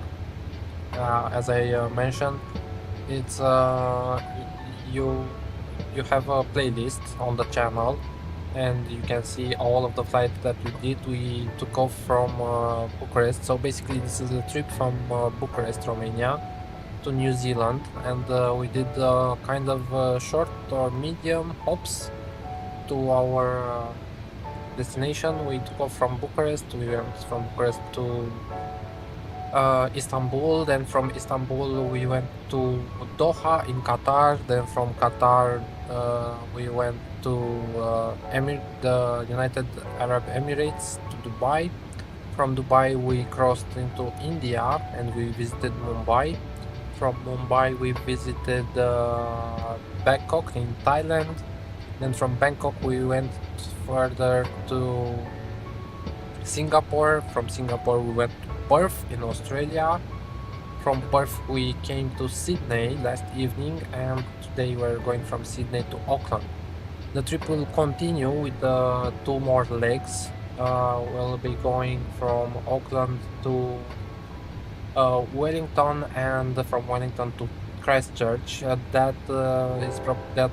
Those 2 legs will probably be streamed tomorrow morning. Because on Saturday and Sunday I am out of town and I will not be able to stream, but I'll be back most probably next week with some APL flights, and also the start of a new trip. I'm planning to do a trip to the US, probably to San Francisco or LA. I think LA will be the final destination. We will do the same thing. We'll take off from Bucharest. We'll go probably to somewhere in Germany, like Munich or Frankfurt. From there, we'll be going to the UK somewhere, probably Heathrow, to be honest. Then from Heathrow, we'll be probably going to Iceland.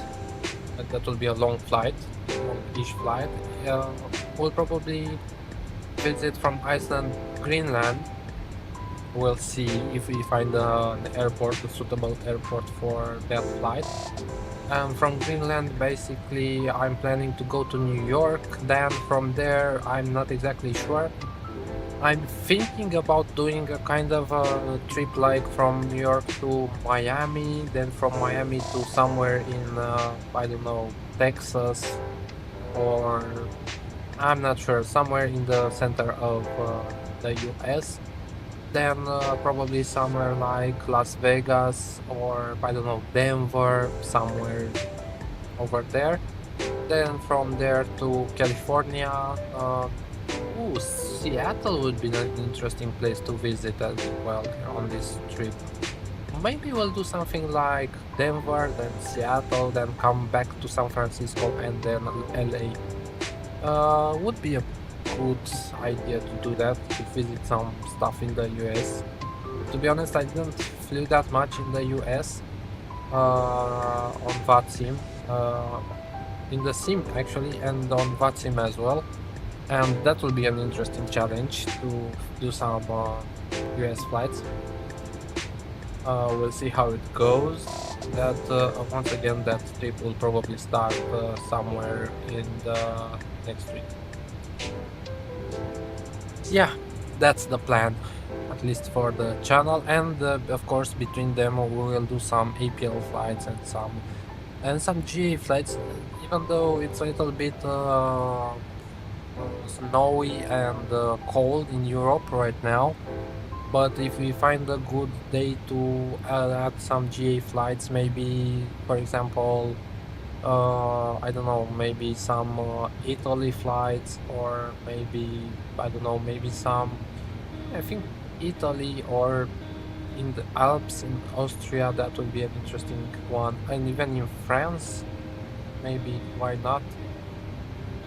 Yeah, some GA flights would be interesting to do.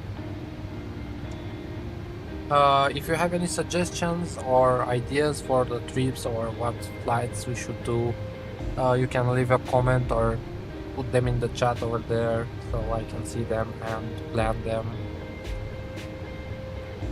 Yeah.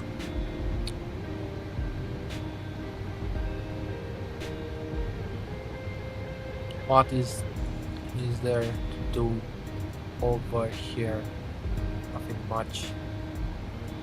We are inbound Lunaby, and you know what we could do? We could check our fuel.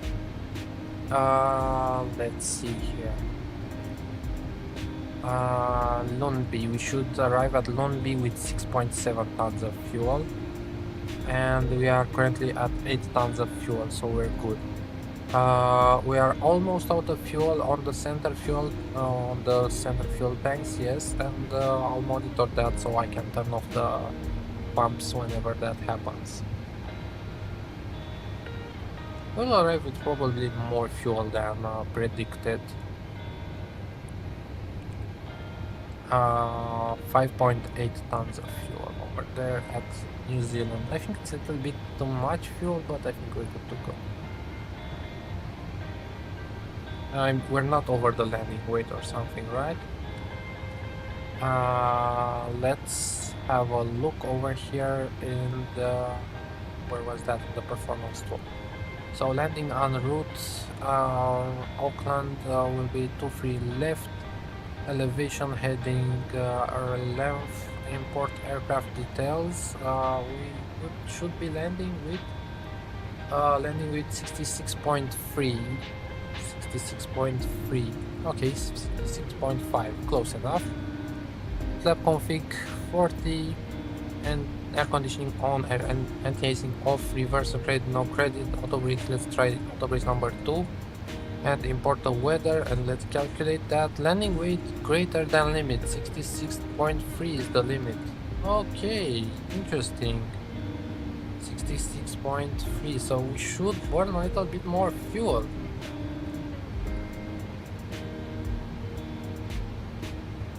If we go auto brakes free, 66.6.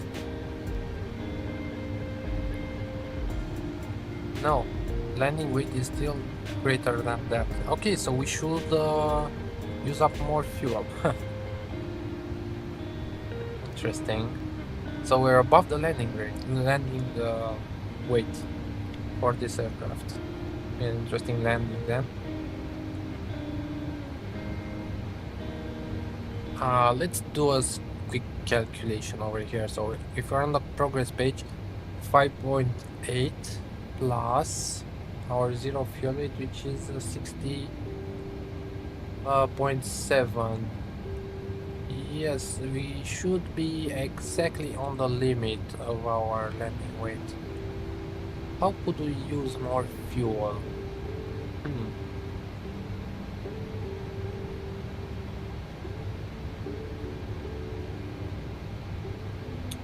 there's the low pressure for the center fuel tanks, where I will let it use up all the fuel in the center there, and then I will turn them off.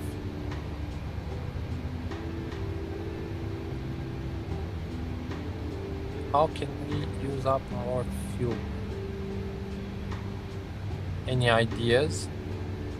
We could turn on the anti-icing.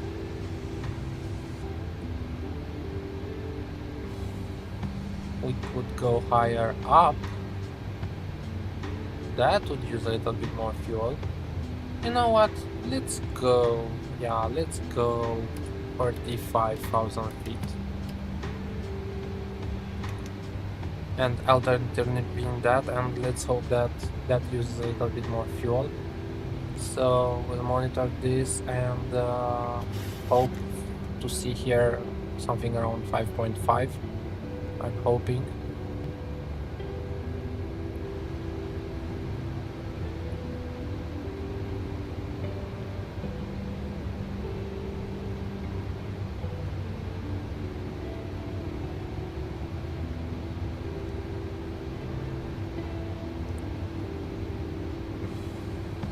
I know that's not optimal, but that's exactly what I'm hoping for, to use up more fuel for our arrival.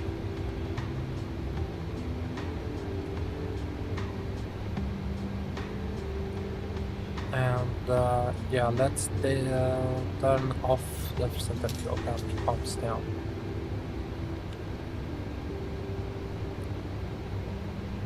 Look at it, it's at 100% and one over there.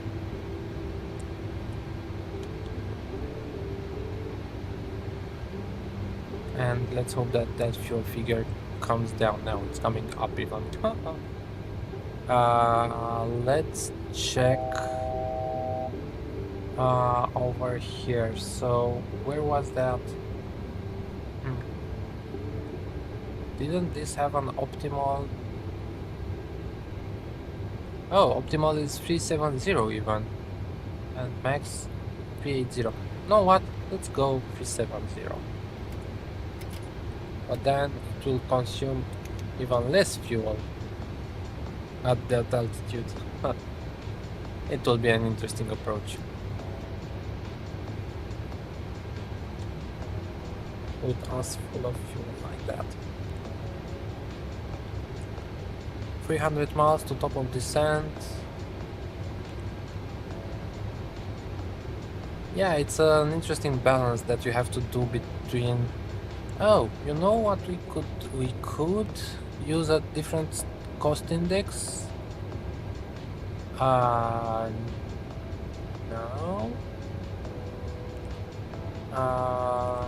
Let's go on the perf page and let's do a 80 cost index.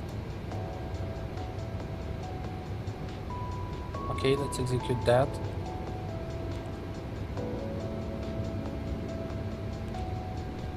Still 5.9 estimated.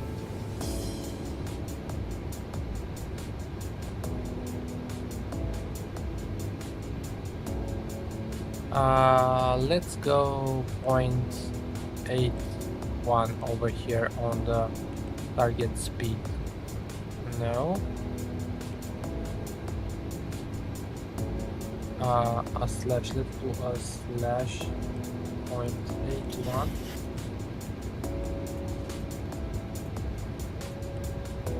No, it's not having it. Oh, it does.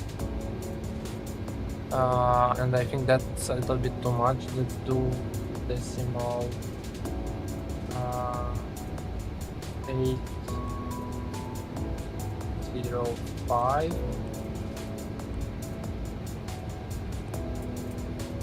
I think we're a little bit fast, to be honest, but that will consume a little bit more fuel.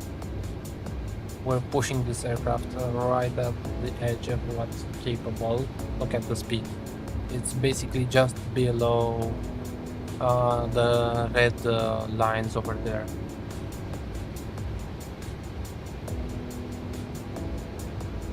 But that will probably use more fuel, and I'm okay with that.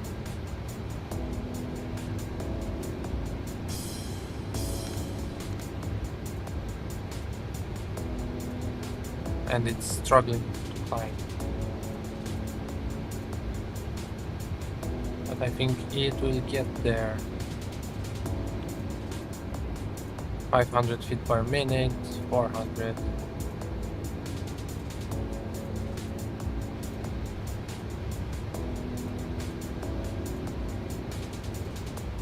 And let's also check our plan for the arrival. So go on to the next page and step through them. And it's looking good as far as I can see. Yep, let's go back on the map page and like that. And over here on the cruise page. And over here we should be on the next page.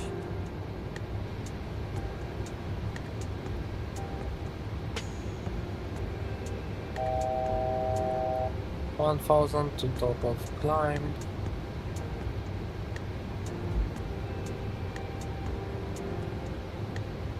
There's an Air France. Air France coming from New Zealand to Perth. He should be somewhere around there. I'm not able to see him.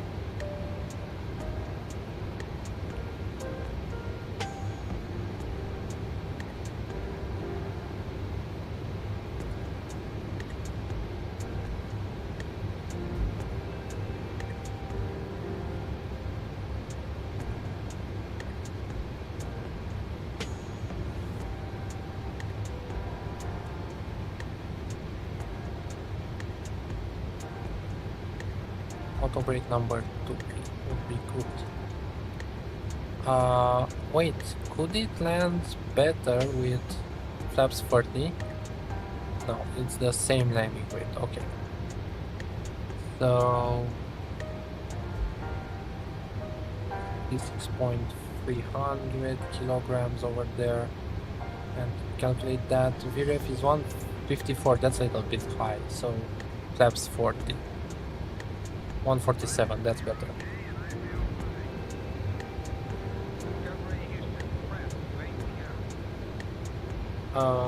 What can I hear? That's not to be pumped, right? Is it something in the... Yeah, I think it was someone talking in the song that I'm playing right now. I thought it was traffic around us.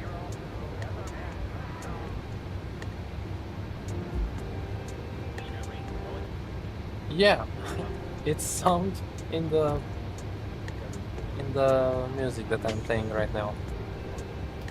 I really thought it was some traffic that was not coming from my headset.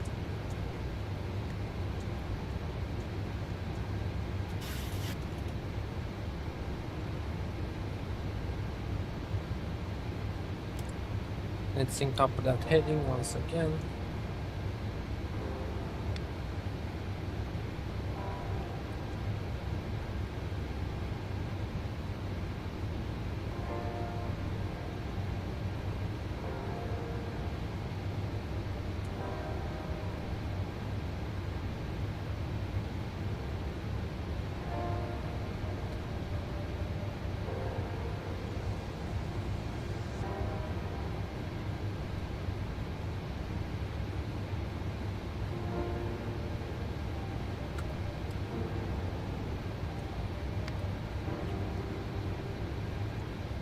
Let's do something. Let's have a look over it. Let's have some wind views like that.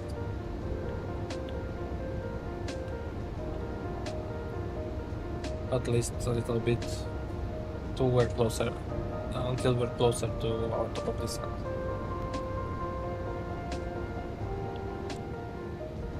We should be able to see the coast of New Zealand. No, not yet. A little bit further.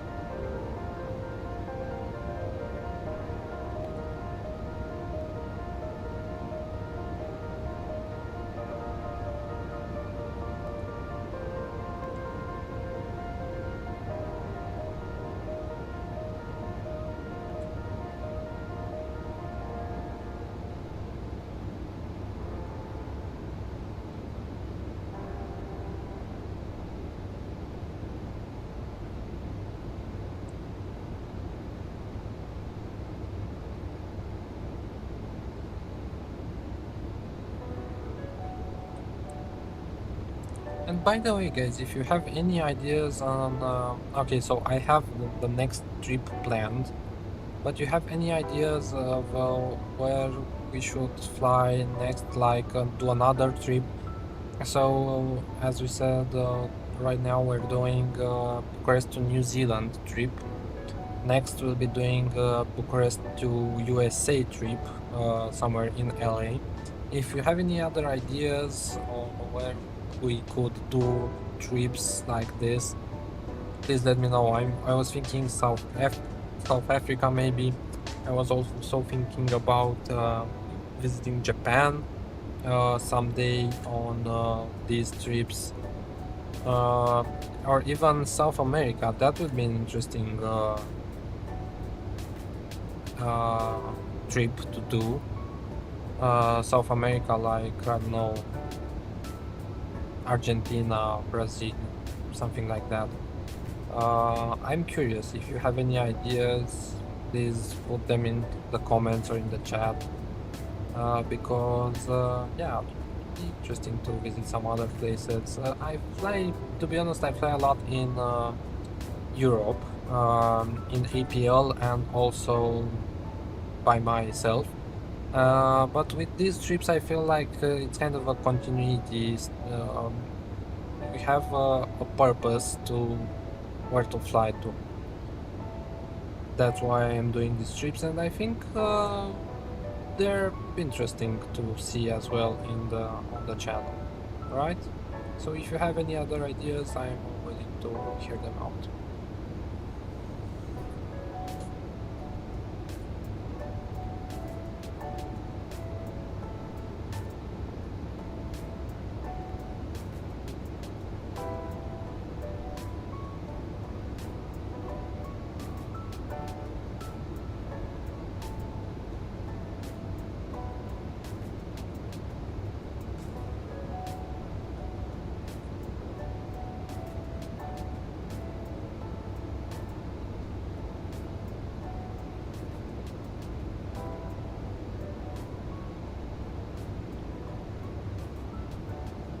And there are some people coming from, oh, there are quite a lot of people coming from Christchurch to Auckland. All of them. Christchurch to, yes,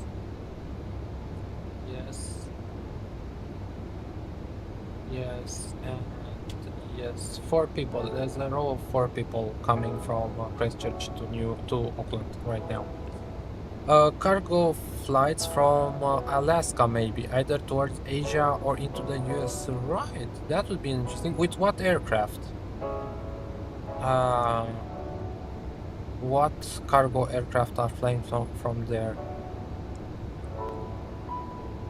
I think I'm not sure exactly what cargo airlines are flying out of there and with what aircraft. We could do some cargo ops, to be honest.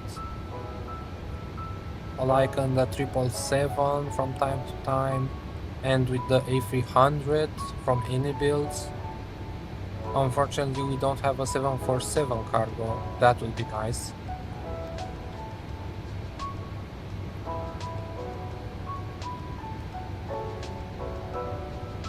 What else? MD-11 or 777. Yes, MD-11. I don't have the MD-11, but I was thinking about purchasing it. But I have to learn it. But yeah, MD-11 would be interesting one to do. Yeah, that's not a bad idea. Yeah, A300. I have the A300 and I'm used to flying it. So yeah, I have a video with the A300, I believe, coming from Leipzig to Bucharest, I believe, on the channel. But yeah, some cargo ops would not be that bad. That's a good idea. Darkster, I hope I'm pronouncing your name correctly. Where are you from? Did you tell me where you're from? I'm not sure. No. Where are you from, Darkstar?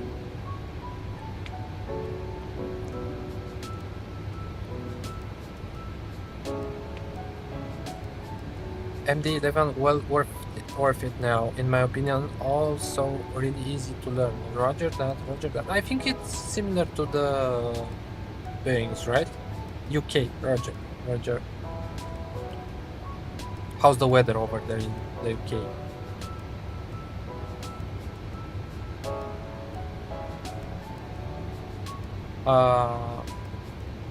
I used to watch when I'm bored. By the way, there's a stream on YouTube that does live landings and departures from Heathrow. Flight 365 or flight... I'm not exactly, I cannot remember it now, but when I'm bored I put that in the background and watch landings and departures from Heathrow. It's a really good stream. It's a really good... they have nice callouts for what's landing and what's departure. What is departing out of Heathrow, and it's a chill stream, yeah. Weather slightly overcast, but overall okay, Roger. So no issues with, I don't know, snow or some stuff like that. By the way, does it actually snow that much in the UK? As far as I know, not that much, at least in the southern part of the UK. Name again of the Heathrow stream. Let me look it up because I don't know it by heart. Just a second. It's flight. It was foggy this morning, Roger. Flight stream Heathrow. Flight Focus 365. I will let me find it for you and put it based in the chat. So Flight Focus 365. How can I paste it? Those chat. Let's see if that comes up. Snow maybe further north, but South London rarely. Yeah. That's what I thought as well. Understand. I think you can see the link that I pasted in there for that YouTube channel. If not, it's Flight Focus 365, and does live streaming from Heathrow. And you see all kinds of, no problem. And you see lots of 380s, 777s, 787s, 359s, all the best. Yeah, they got it. Thanks. Yeah. Yeah, it's a very nice stream to put it in the background. I actually sleep very good on that live stream. And they're live every day, I believe.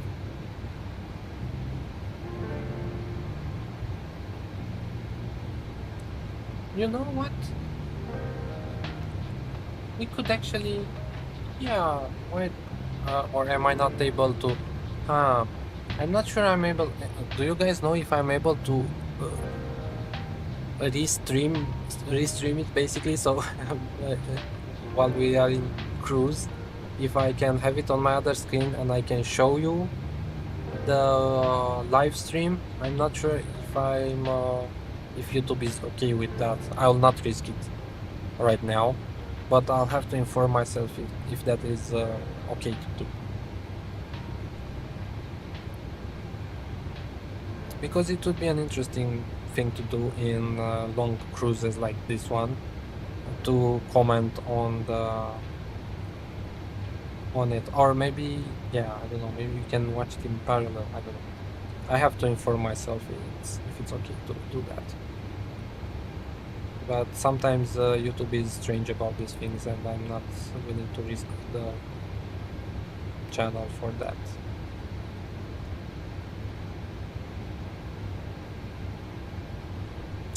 Actually, Darkster, if you're here, can you paste a link in the chat? Any link, I don't care which one, what link. put a link for PMDG or I don't know, something like that. Because I want to check if YouTube blocks the links, if it's coming from you guys from the chat, or if not. I would like to for YouTube not to block them, but I want to check. If you can, if you have the time, it would be helpful for me.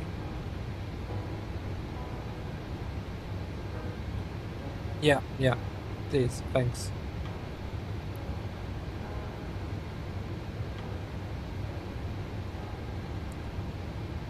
And I have another question for you after you do that. I'm really curious about something.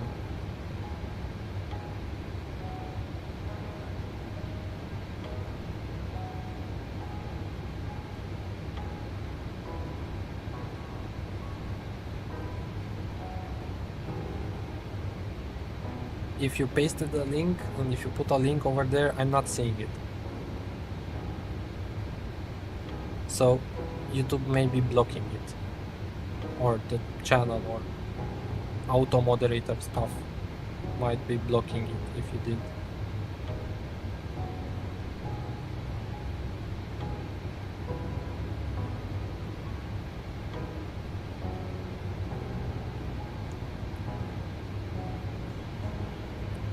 Pasted link, yeah, so it blocks it. Okay, roger that, thanks. Thank you very much for trying. I will have a look in the YouTube studio and see is there anything that's blocking it, but I'm not exactly sure where that could be happening. Community moderation, okay, content control, set preferences for comments, posts and more, comments on moderation, basic, all potentially inappropriate comments, moderation none, viewer posts on, moderation width, what words, link text, all comments with hashtags and URLs for review. Okay. Comments and viewer posts with hashtags and URLs will be helped. This setting does not apply to you, moderators or approved users. Okay. URLs and hashtags are already blocked in live chat messages. Okay, I set it to hold them for review, and then can you try to paste it one more time?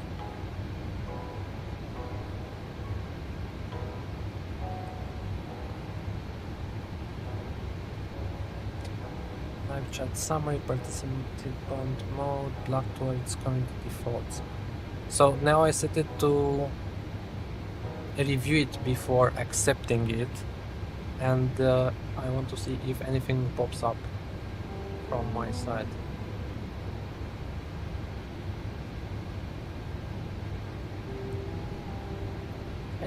YouTube does a strange thing. Moderation activity, what's that? Moderation activity will be shown. Okay. Timestamps, participants, community moderation. Okay. Paste it again. Nope, nothing showed up. Okay, that's something I have to take care of at some point. Why doesn't YouTube let you guys post a link? That's strange behavior. Anyways, I'll have to look at that at some point in the future. Thank you very much, Derster, for trying it. The other thing that I was wanting to ask you, as we're approaching the top of descent here, we are at 111 miles top of descent, so we still have a little bit of time to chat. Being from the UK and probably being a native UK English speaker, how is my accent actually? How am I coming through to you? Do you understand what I'm saying? Do you feel that I have a strong accent? Like someone said at one point that I have a kind of Eastern Europe kind of accent. Do you hear it? Is it annoying? Is it strange? I'm really curious about that. I remember a streamer some time ago who was able to place a small in-screen video feed of other YouTube clips during the flight. Okay. So on long-haul flights, he would place the camera in one of the passenger seats and place the small in-screen video YouTube feed showing cartoons and etc. Okay. I will have to read about it because it's YouTube changes these things all the time, and I am not sure what to think about it anymore. So sometimes it's okay for you to do that, sometimes it's not okay. I'm not that versed in YouTube terms and conditions, to be honest. But yeah, I'll have to look it up and see if I'm allowed to do that. I can hear an accent. Yes, Eastern Europe, I suspect. But your English is very good, so I wouldn't worry about it. Okay. Accent is irrelevant. All good. Yeah, I was just curious because, yeah, somebody told me once that I have a little bit of Eastern European accent. I would like to necessarily get rid of it because it's part of the identity, let's say. But yeah, I was not sure. I was held off from doing YouTube for some time in the past because I was afraid that maybe I wouldn't sound right on YouTube in the microphone or stuff like that. But yeah, as you say, accent is irrelevant. I shouldn't worry about it. It's just a lot of thoughts that's coming from my mind at times. So yeah. Yeah, and again, thanks for this information as well.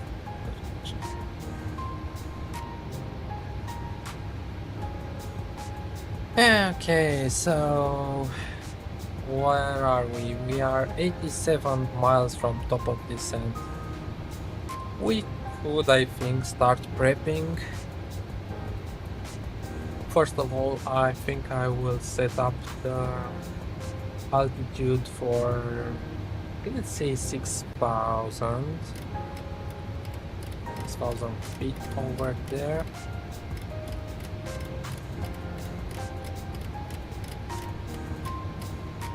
We'll go all the way down because there's no APC, there's nothing happening over here. Let's go as well in the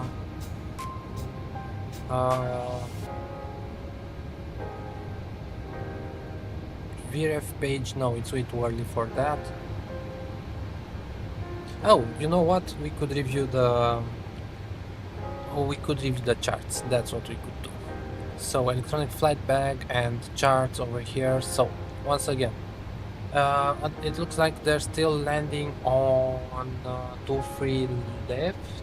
The wind certainly is telling us to land on 23 left.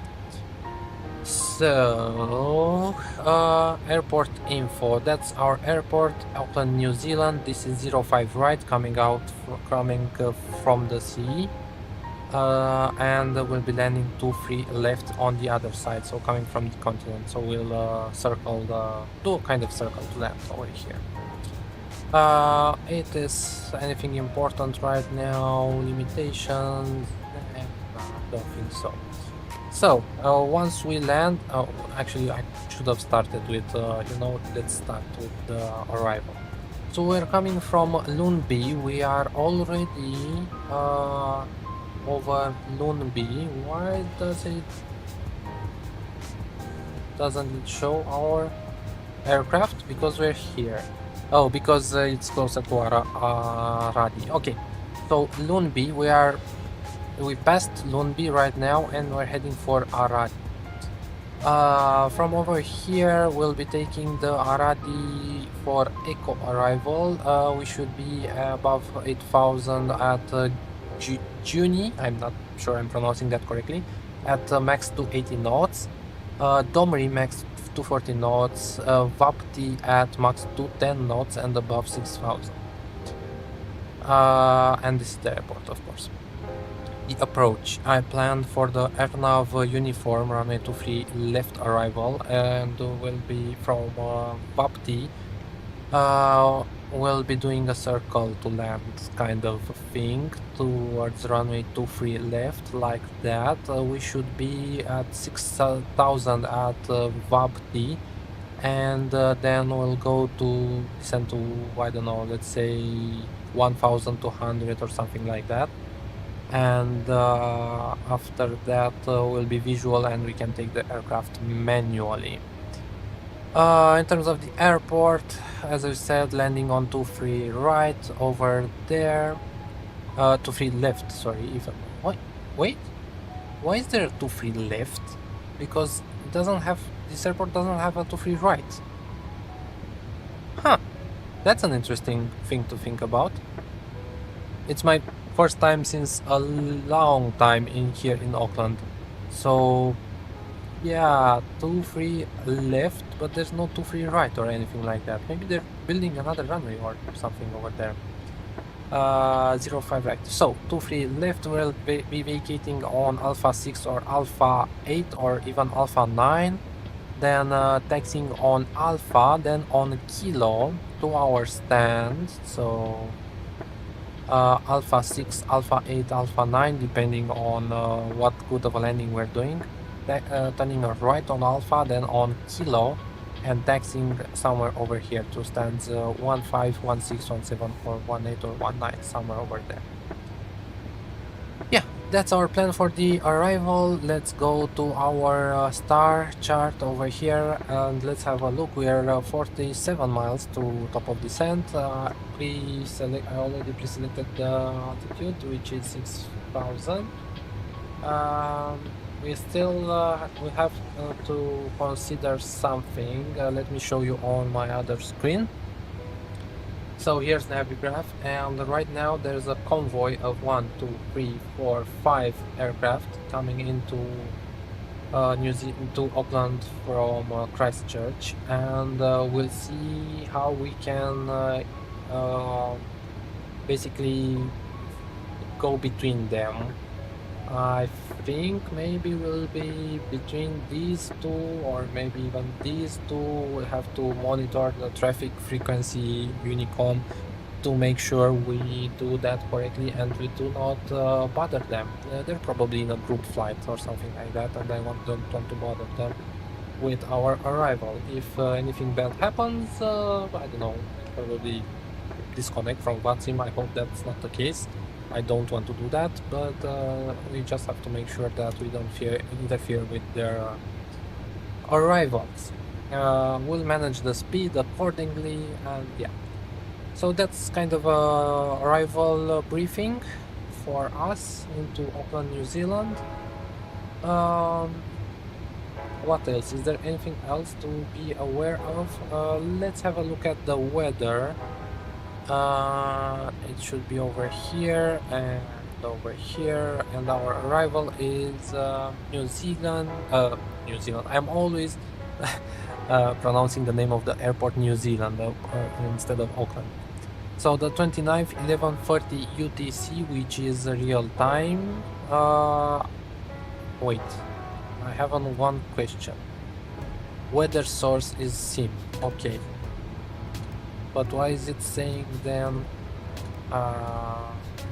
alternate, METAR, simple, METAR? Yeah, see, that's another thing that's with the weather. Theoretically I have real-time weather, real weather, but I'm not on real time, and that means it's a little bit of historic weather. I don't know. So 29th, 11:30, 200 at 9, visibility no problem, broken at 2300, 18 degrees and 15 dew point in QNH 1017. That's the weather. It should be from the SIM. Now on my other screen I have the weather from Navigraph, which says a different weather, of course. Wind 80 at 6, visibility still okay, overcast 3800, temperature 25, dew point 18, humidity, and QNH is 1019. So you see, there's a big difference between the two weathers that we're getting. And right now, if I switch to real time, so real weather, it will be nighttime, and I don't want to do that. I want to keep it in daylight for you guys to see the airport like that. So yeah, about the weather, we'll see. I mean, it's not a big difference. It's Oh, it is a big difference. Wait, it is a big difference. Okay.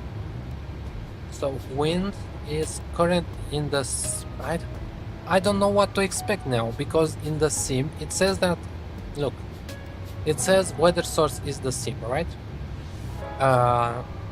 So in the sim it's 200 at 9.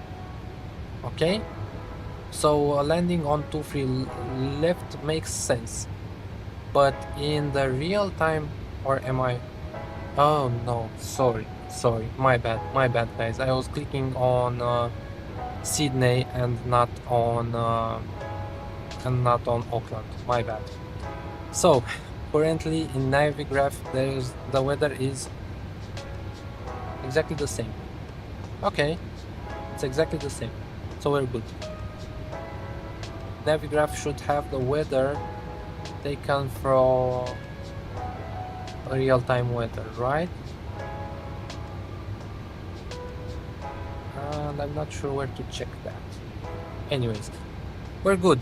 That's all we need to know. We're good. And we just figured that out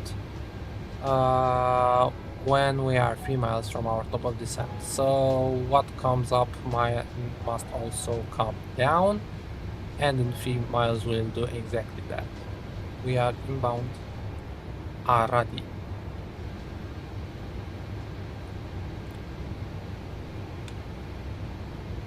And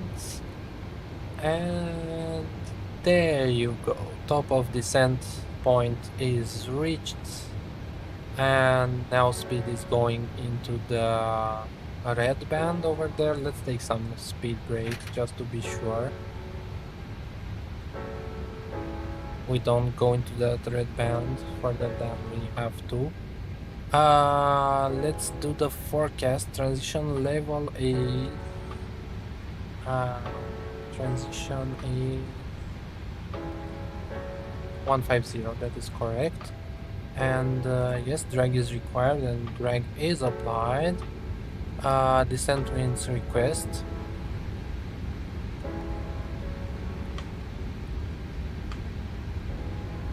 And let's stop the music right now so we can concentrate on this arrival. I think it's better like that. So slowing down nicely, the wings are loaded, and we are expecting a QNH of descent forecast uplink. Execute that, and the QNH is 1017, right? 1017 on my Navigraph, 1017 over here. So 17 for the QNH, and execute that as well. Put it over here as well as 1017. Speed is good now. We could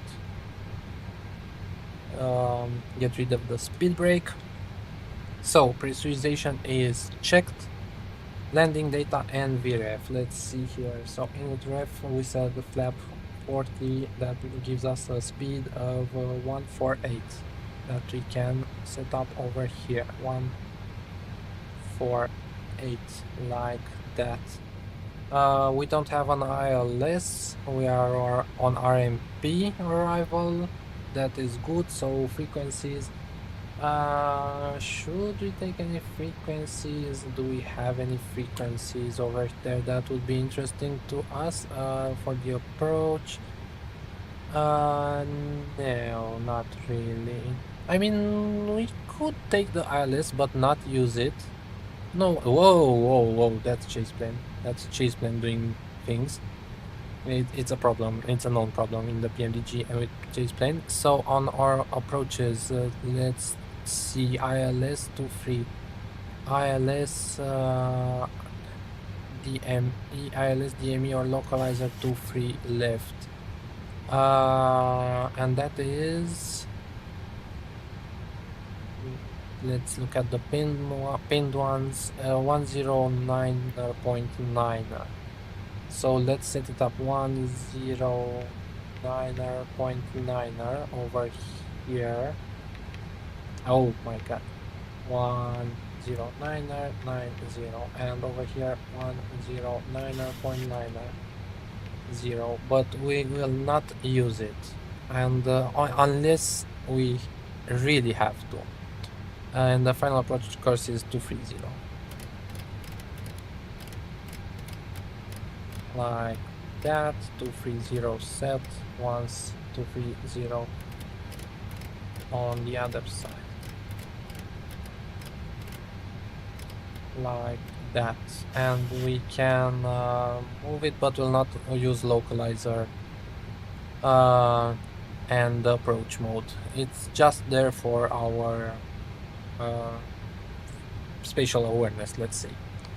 Okay, so auto brake, what did I say for the auto brake? Auto brake performance tool, landing on route, auto brake number 2 is good, so like that. Radio barrow and minimums. What is the minimums? I think it was for our RMP approach over here 360. So 360.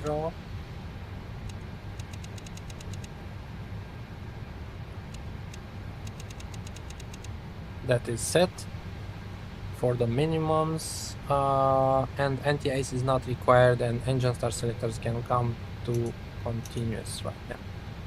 Okay, that's done. We can monitor everything now. We said that our star gets us to a Juni, which is max 280, and Juni, and let's check over here, 280 or below and 8000 or above. That's good. Okay, so things are looking decent enough. Should we announce on frequency that we are descending? Yeah, let's do that. Auckland traffic, Qantas 147 on the Arati for Echo arrival. We will be landing on runway 23 left, and we are currently descending through flight level 200, Auckland traffic. Because, as I said, there's a couple of some aircraft that are landing right now in Auckland, and they should be aware of our position and our plans and intentions.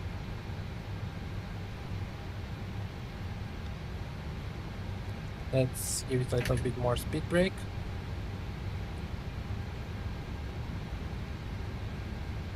And in the meanwhile, let me open the window because it got quite hot in here. The PC is making a lot of noise.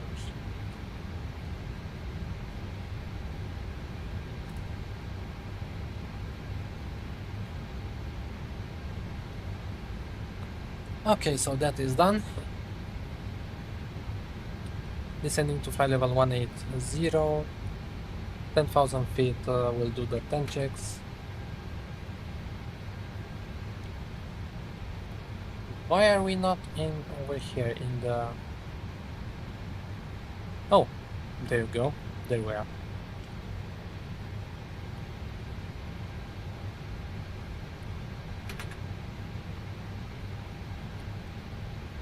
Two hours and 20 minutes for flight time.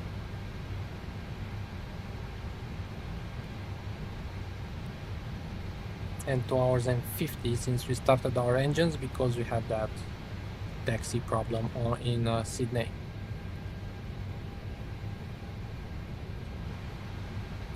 I will be trying to slow down as much as I can before the turn. So before this turn,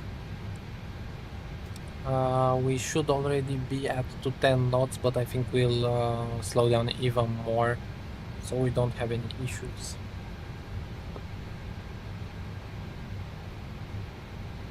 Let's sync the heading, VOR lock, And we're below transition, so we can move from standard to 1017 barometric pressure. And we are accelerating now, so let's... Oh, there's the coast of New Zealand. Welcome to New Zealand, everyone. And we're getting a little bit of turbulence here. Quite a little bit of turbulence. So, whoa, chase plane. Whoa. Okay, that was unexpected. Okay. They really have to fix that issue with the PMDG. Is there an update to chase plane? No, I don't think there is one. And look at those turbulences, guys. I think it calmed down a little bit now.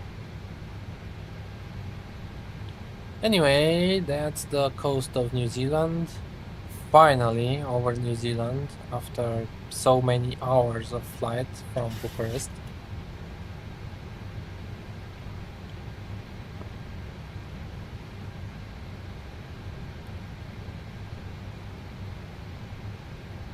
Okay, so they are turning almost on final.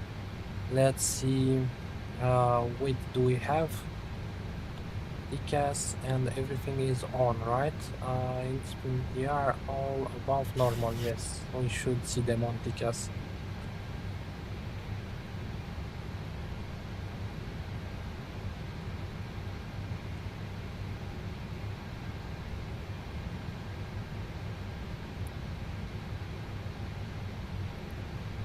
Look at that.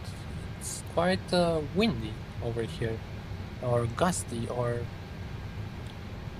turbulent, I could say. Oh my god, welcome to New Zealand. So many flights, so many hours in flight to reach New Zealand.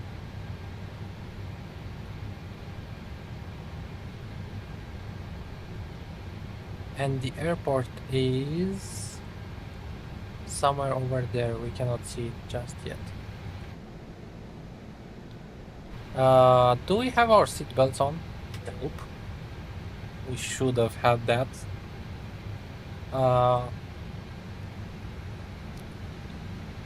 Everyone okay back there? Sorry, we forgot about the seatbelt signs. We are sorry for that. Hope we all have a nice landing into Auckland and no more issues on this flight. So keep your seatbelts on. Yeah, okay. That's done. Friendly pilot over there. We are slowing down, we're slowing down, that's looking good. Passing 11,000 feet now.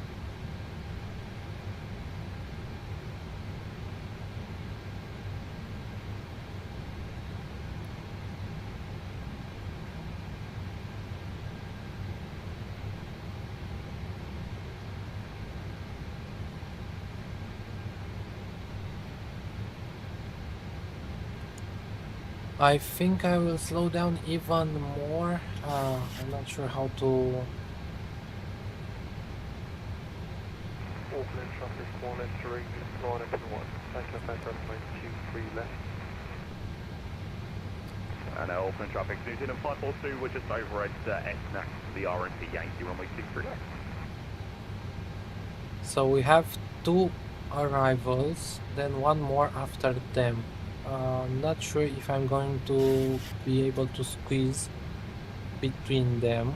I'm not exactly sure what to do here. Are there any published holds?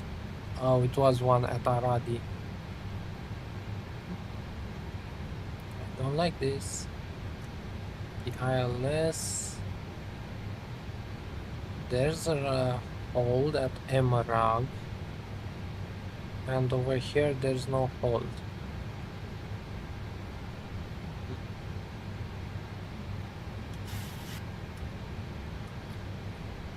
We'll have to see.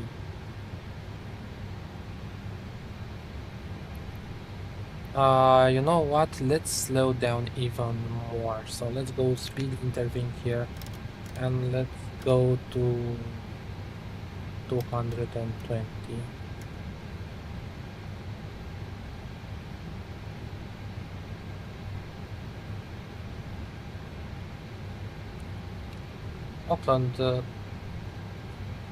Auckland traffic, Qantas 147 on the RNB uniform, runway 23 left. We'll slow down as much as we can so that the Air New Zealand 570 can get in before us, Auckland traffic. Auckland traffic, corner 3 airborne, passing 1,100 feet, cleared at runway 23 left. Auckland traffic, New Zealand 542, short funnel, runway 23 left.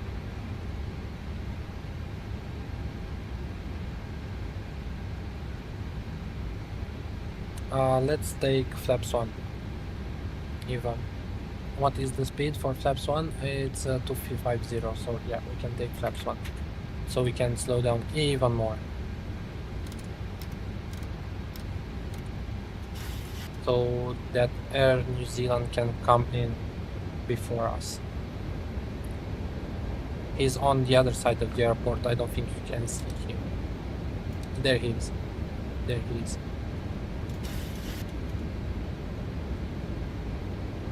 Let's slow down as much as we can. Can we see the airport? Yes, it's over.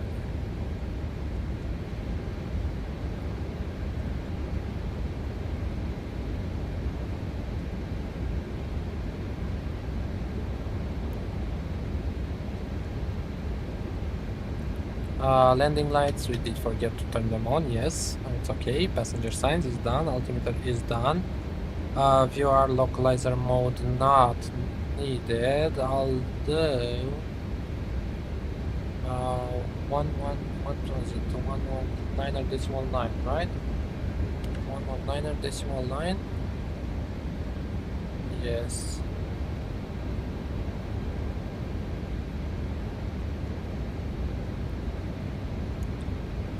He is turning to final right now. You know what? I think I'll go heading mode. Yes, I think heading mode is the way to go over here.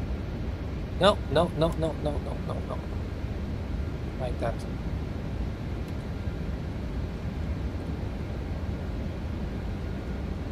And you know what? Let's change the arrival for ILS to free left because I'm not confident enough to do this. ILS to free left. Which one? To free. Auckland traffic, New Zealand 542 is vacated. 2 for left.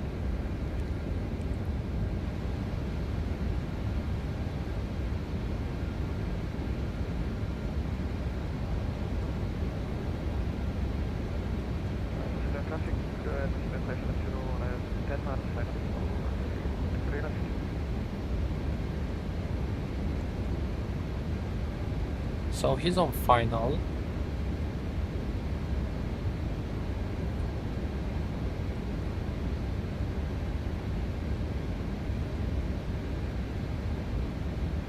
And I cannot see him on the gas. Okay. ILS DME, our altitude is 3,000. So let's go down to 3,000 now. That, and we're going down. So, and I think the minimums are changed, right? That's 223. 223, yes. So let's set it up on the barrel here, 223.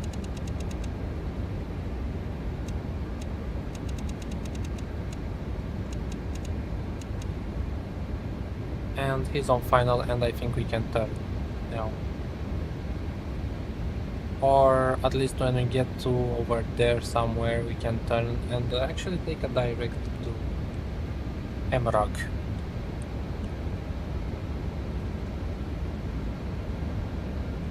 The traffic is 5701 and 5 minus 5 and 4 and 2 left.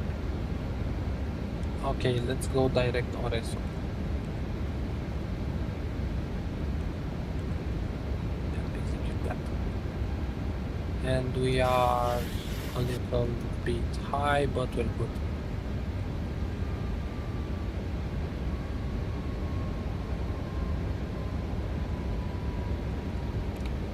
Auckland traffic, Qantas 147 turning in for the final 423 left, Auckland traffic.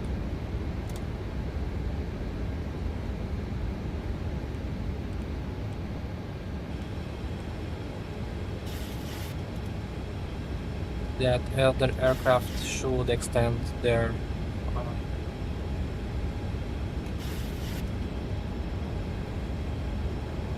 approach to let us in. I hope so, at least. Okay, so whoa, chase plane, stop freaking doing that, man. That would not be good on final.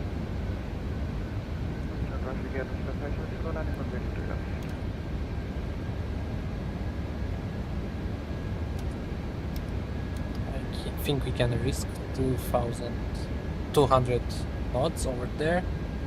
And let's arm the approach mode as soon as we...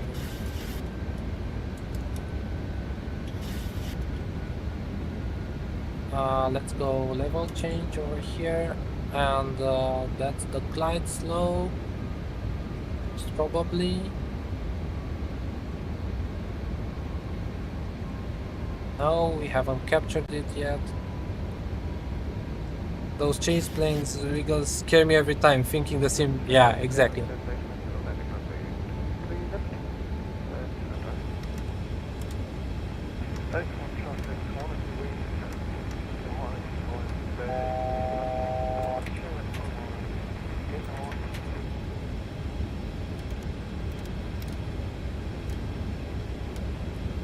Approach mode is on,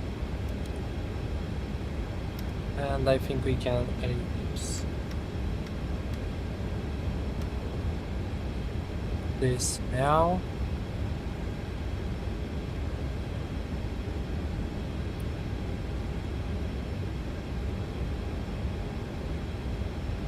Okay, so approach mode is on, flaps 1 and 5 is on, and we are at 10 DME. I think we can reduce a little bit more.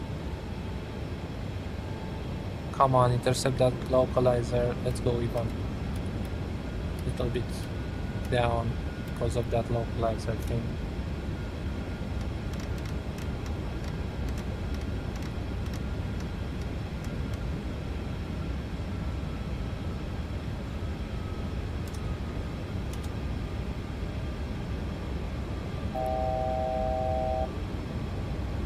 And let's start slowing down. So landing gear 2500. And there it is. So let's take flaps 15. Let's go 160 knots over here. Let's arm the speed brakes. Like that. Missed approach altitude is, what is the missed approach? It is 3000. So let's set it up over there. 3000.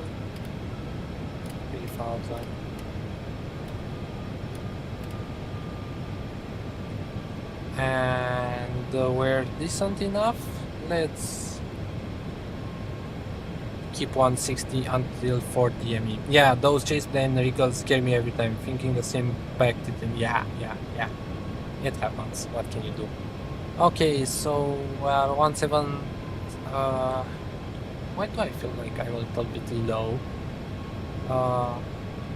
in the flight deck there? Let me save that view, save position. And now let's go down to 148 and take flaps 40 and flaps 40.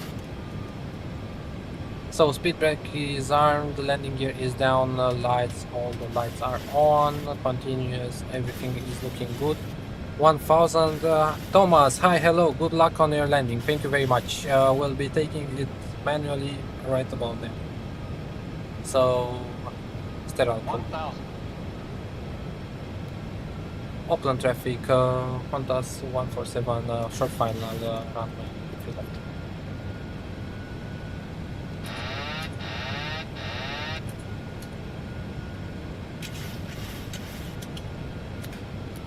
And auto throttle off, autopilot off, and let's see what happens over here. Whoa, whoa, whoa, whoa, whoa. Stay with me, plane. Stay with me, plane.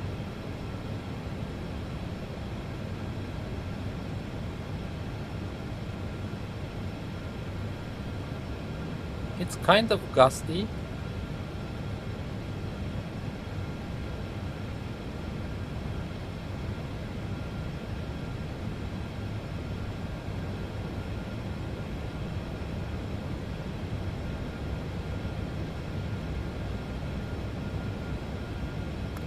We're a little bit too high.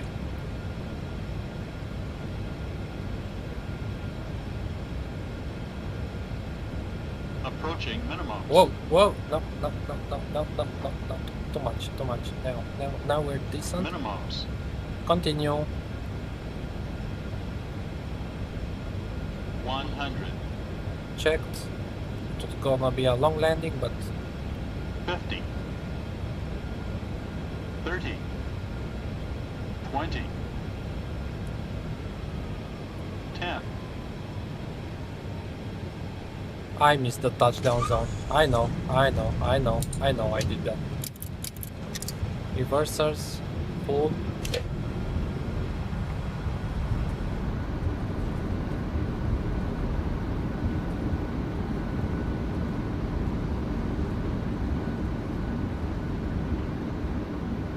And we're gonna take a lot of the runway to slow down.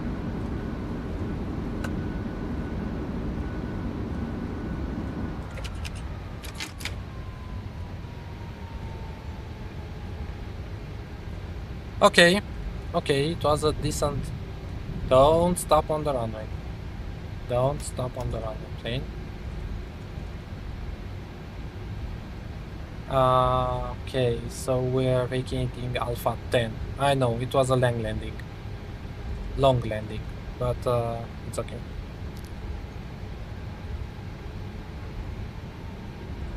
At least it was smooth.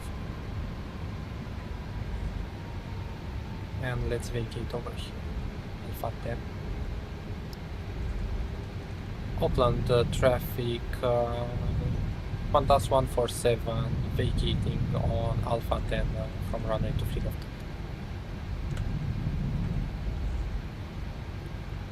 Okay. Auckland traffic, UPS 3321 on 3 mile final for 23 left.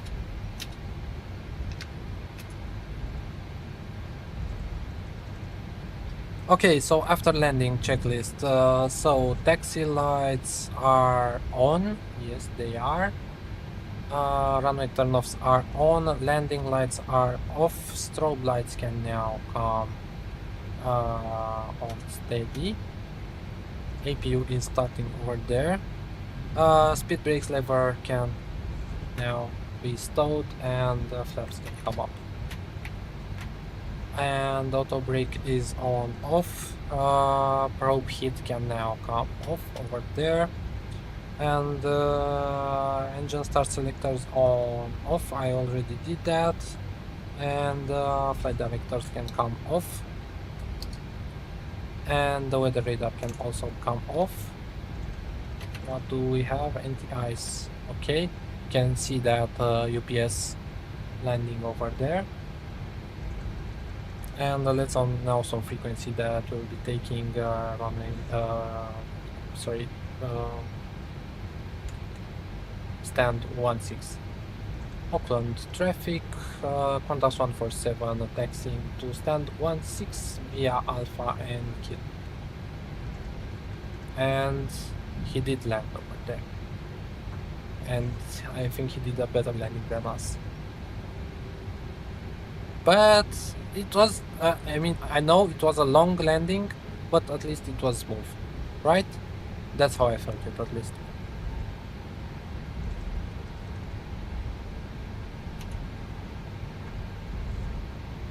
So next to our left, and also we can ask GSX to prepare stand 16 for us.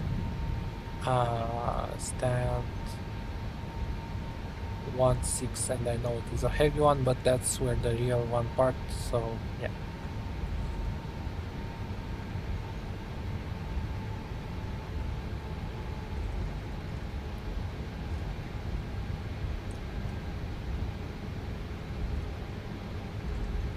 So going left on Kilo over here. Try to slow down a little bit. Open traffic, UPS 321, vacated 23 left. And then basically that the stand is over there for us. Clear on the left, clear on the right.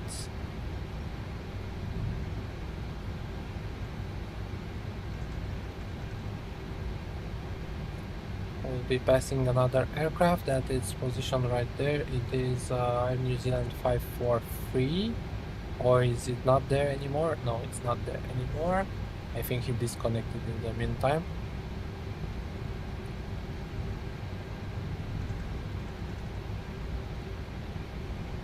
So stand 16 is right over there.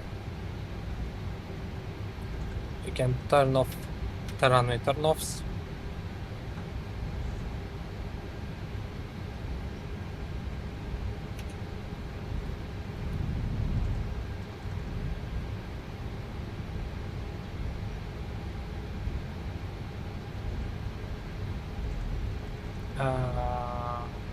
Okay, so we'll do a kind of a loop-de-loop here.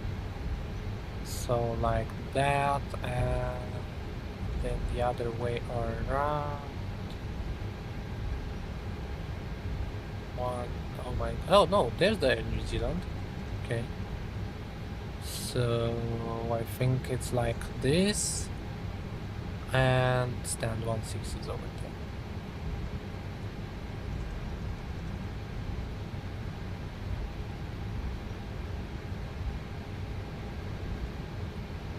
Six right.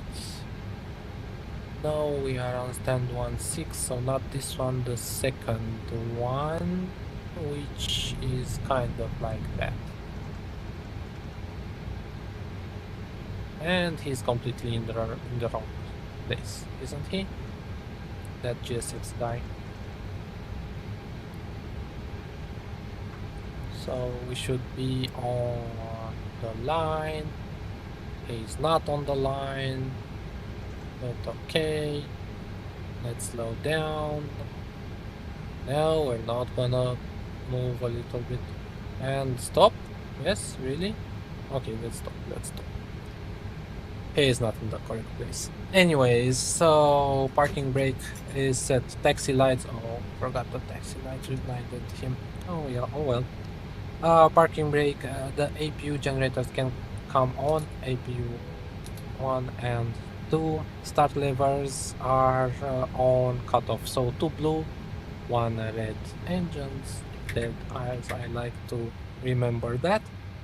Auto brake switch is off, and it was off. Window heat switches can come off now, like that. Anti-ice was not needed. The electric hydraulic pumps off.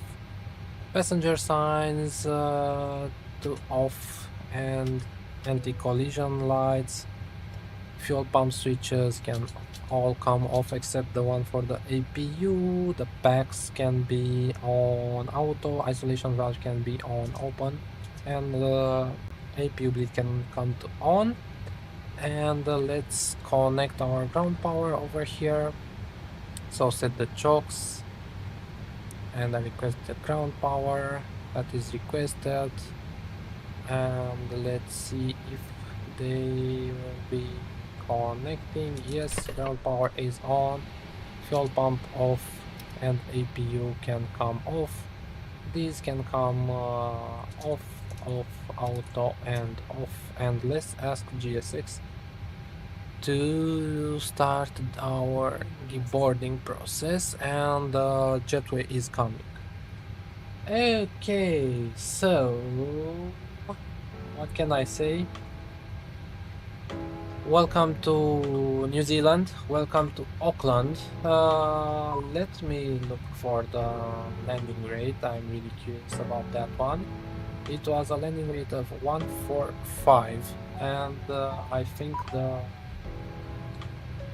was a long landing. I know it was a long landing. We missed that touchdown zone by quite a margin, but we are good. Anyways, so once again, welcome to New Zealand, Auckland. Next stream, probably tomorrow, we'll be doing the flight from two flights actually, from Auckland over here in Wellington, and from Wellington to Christchurch. We'll be doing them in the Phoenix this time around. In the Phoenix with Air New Zealand. Air New Zealand colors. Let me do something really quickly here. Let's go to the door management and disarm all and open the cargo doors and this one so that the passengers can get out. Are you happy now, GSX? Yes, I think they're happy. Yeah, so thank you guys for being here with me on this trip. Tomorrow most probably will end this trip from Bucharest to New Zealand. Yeah, thanks for being here with me. Please remember to leave a like and subscribe if you want to be notified when I'll be streaming. And have a good first day, afternoon, and bye bye, all the best.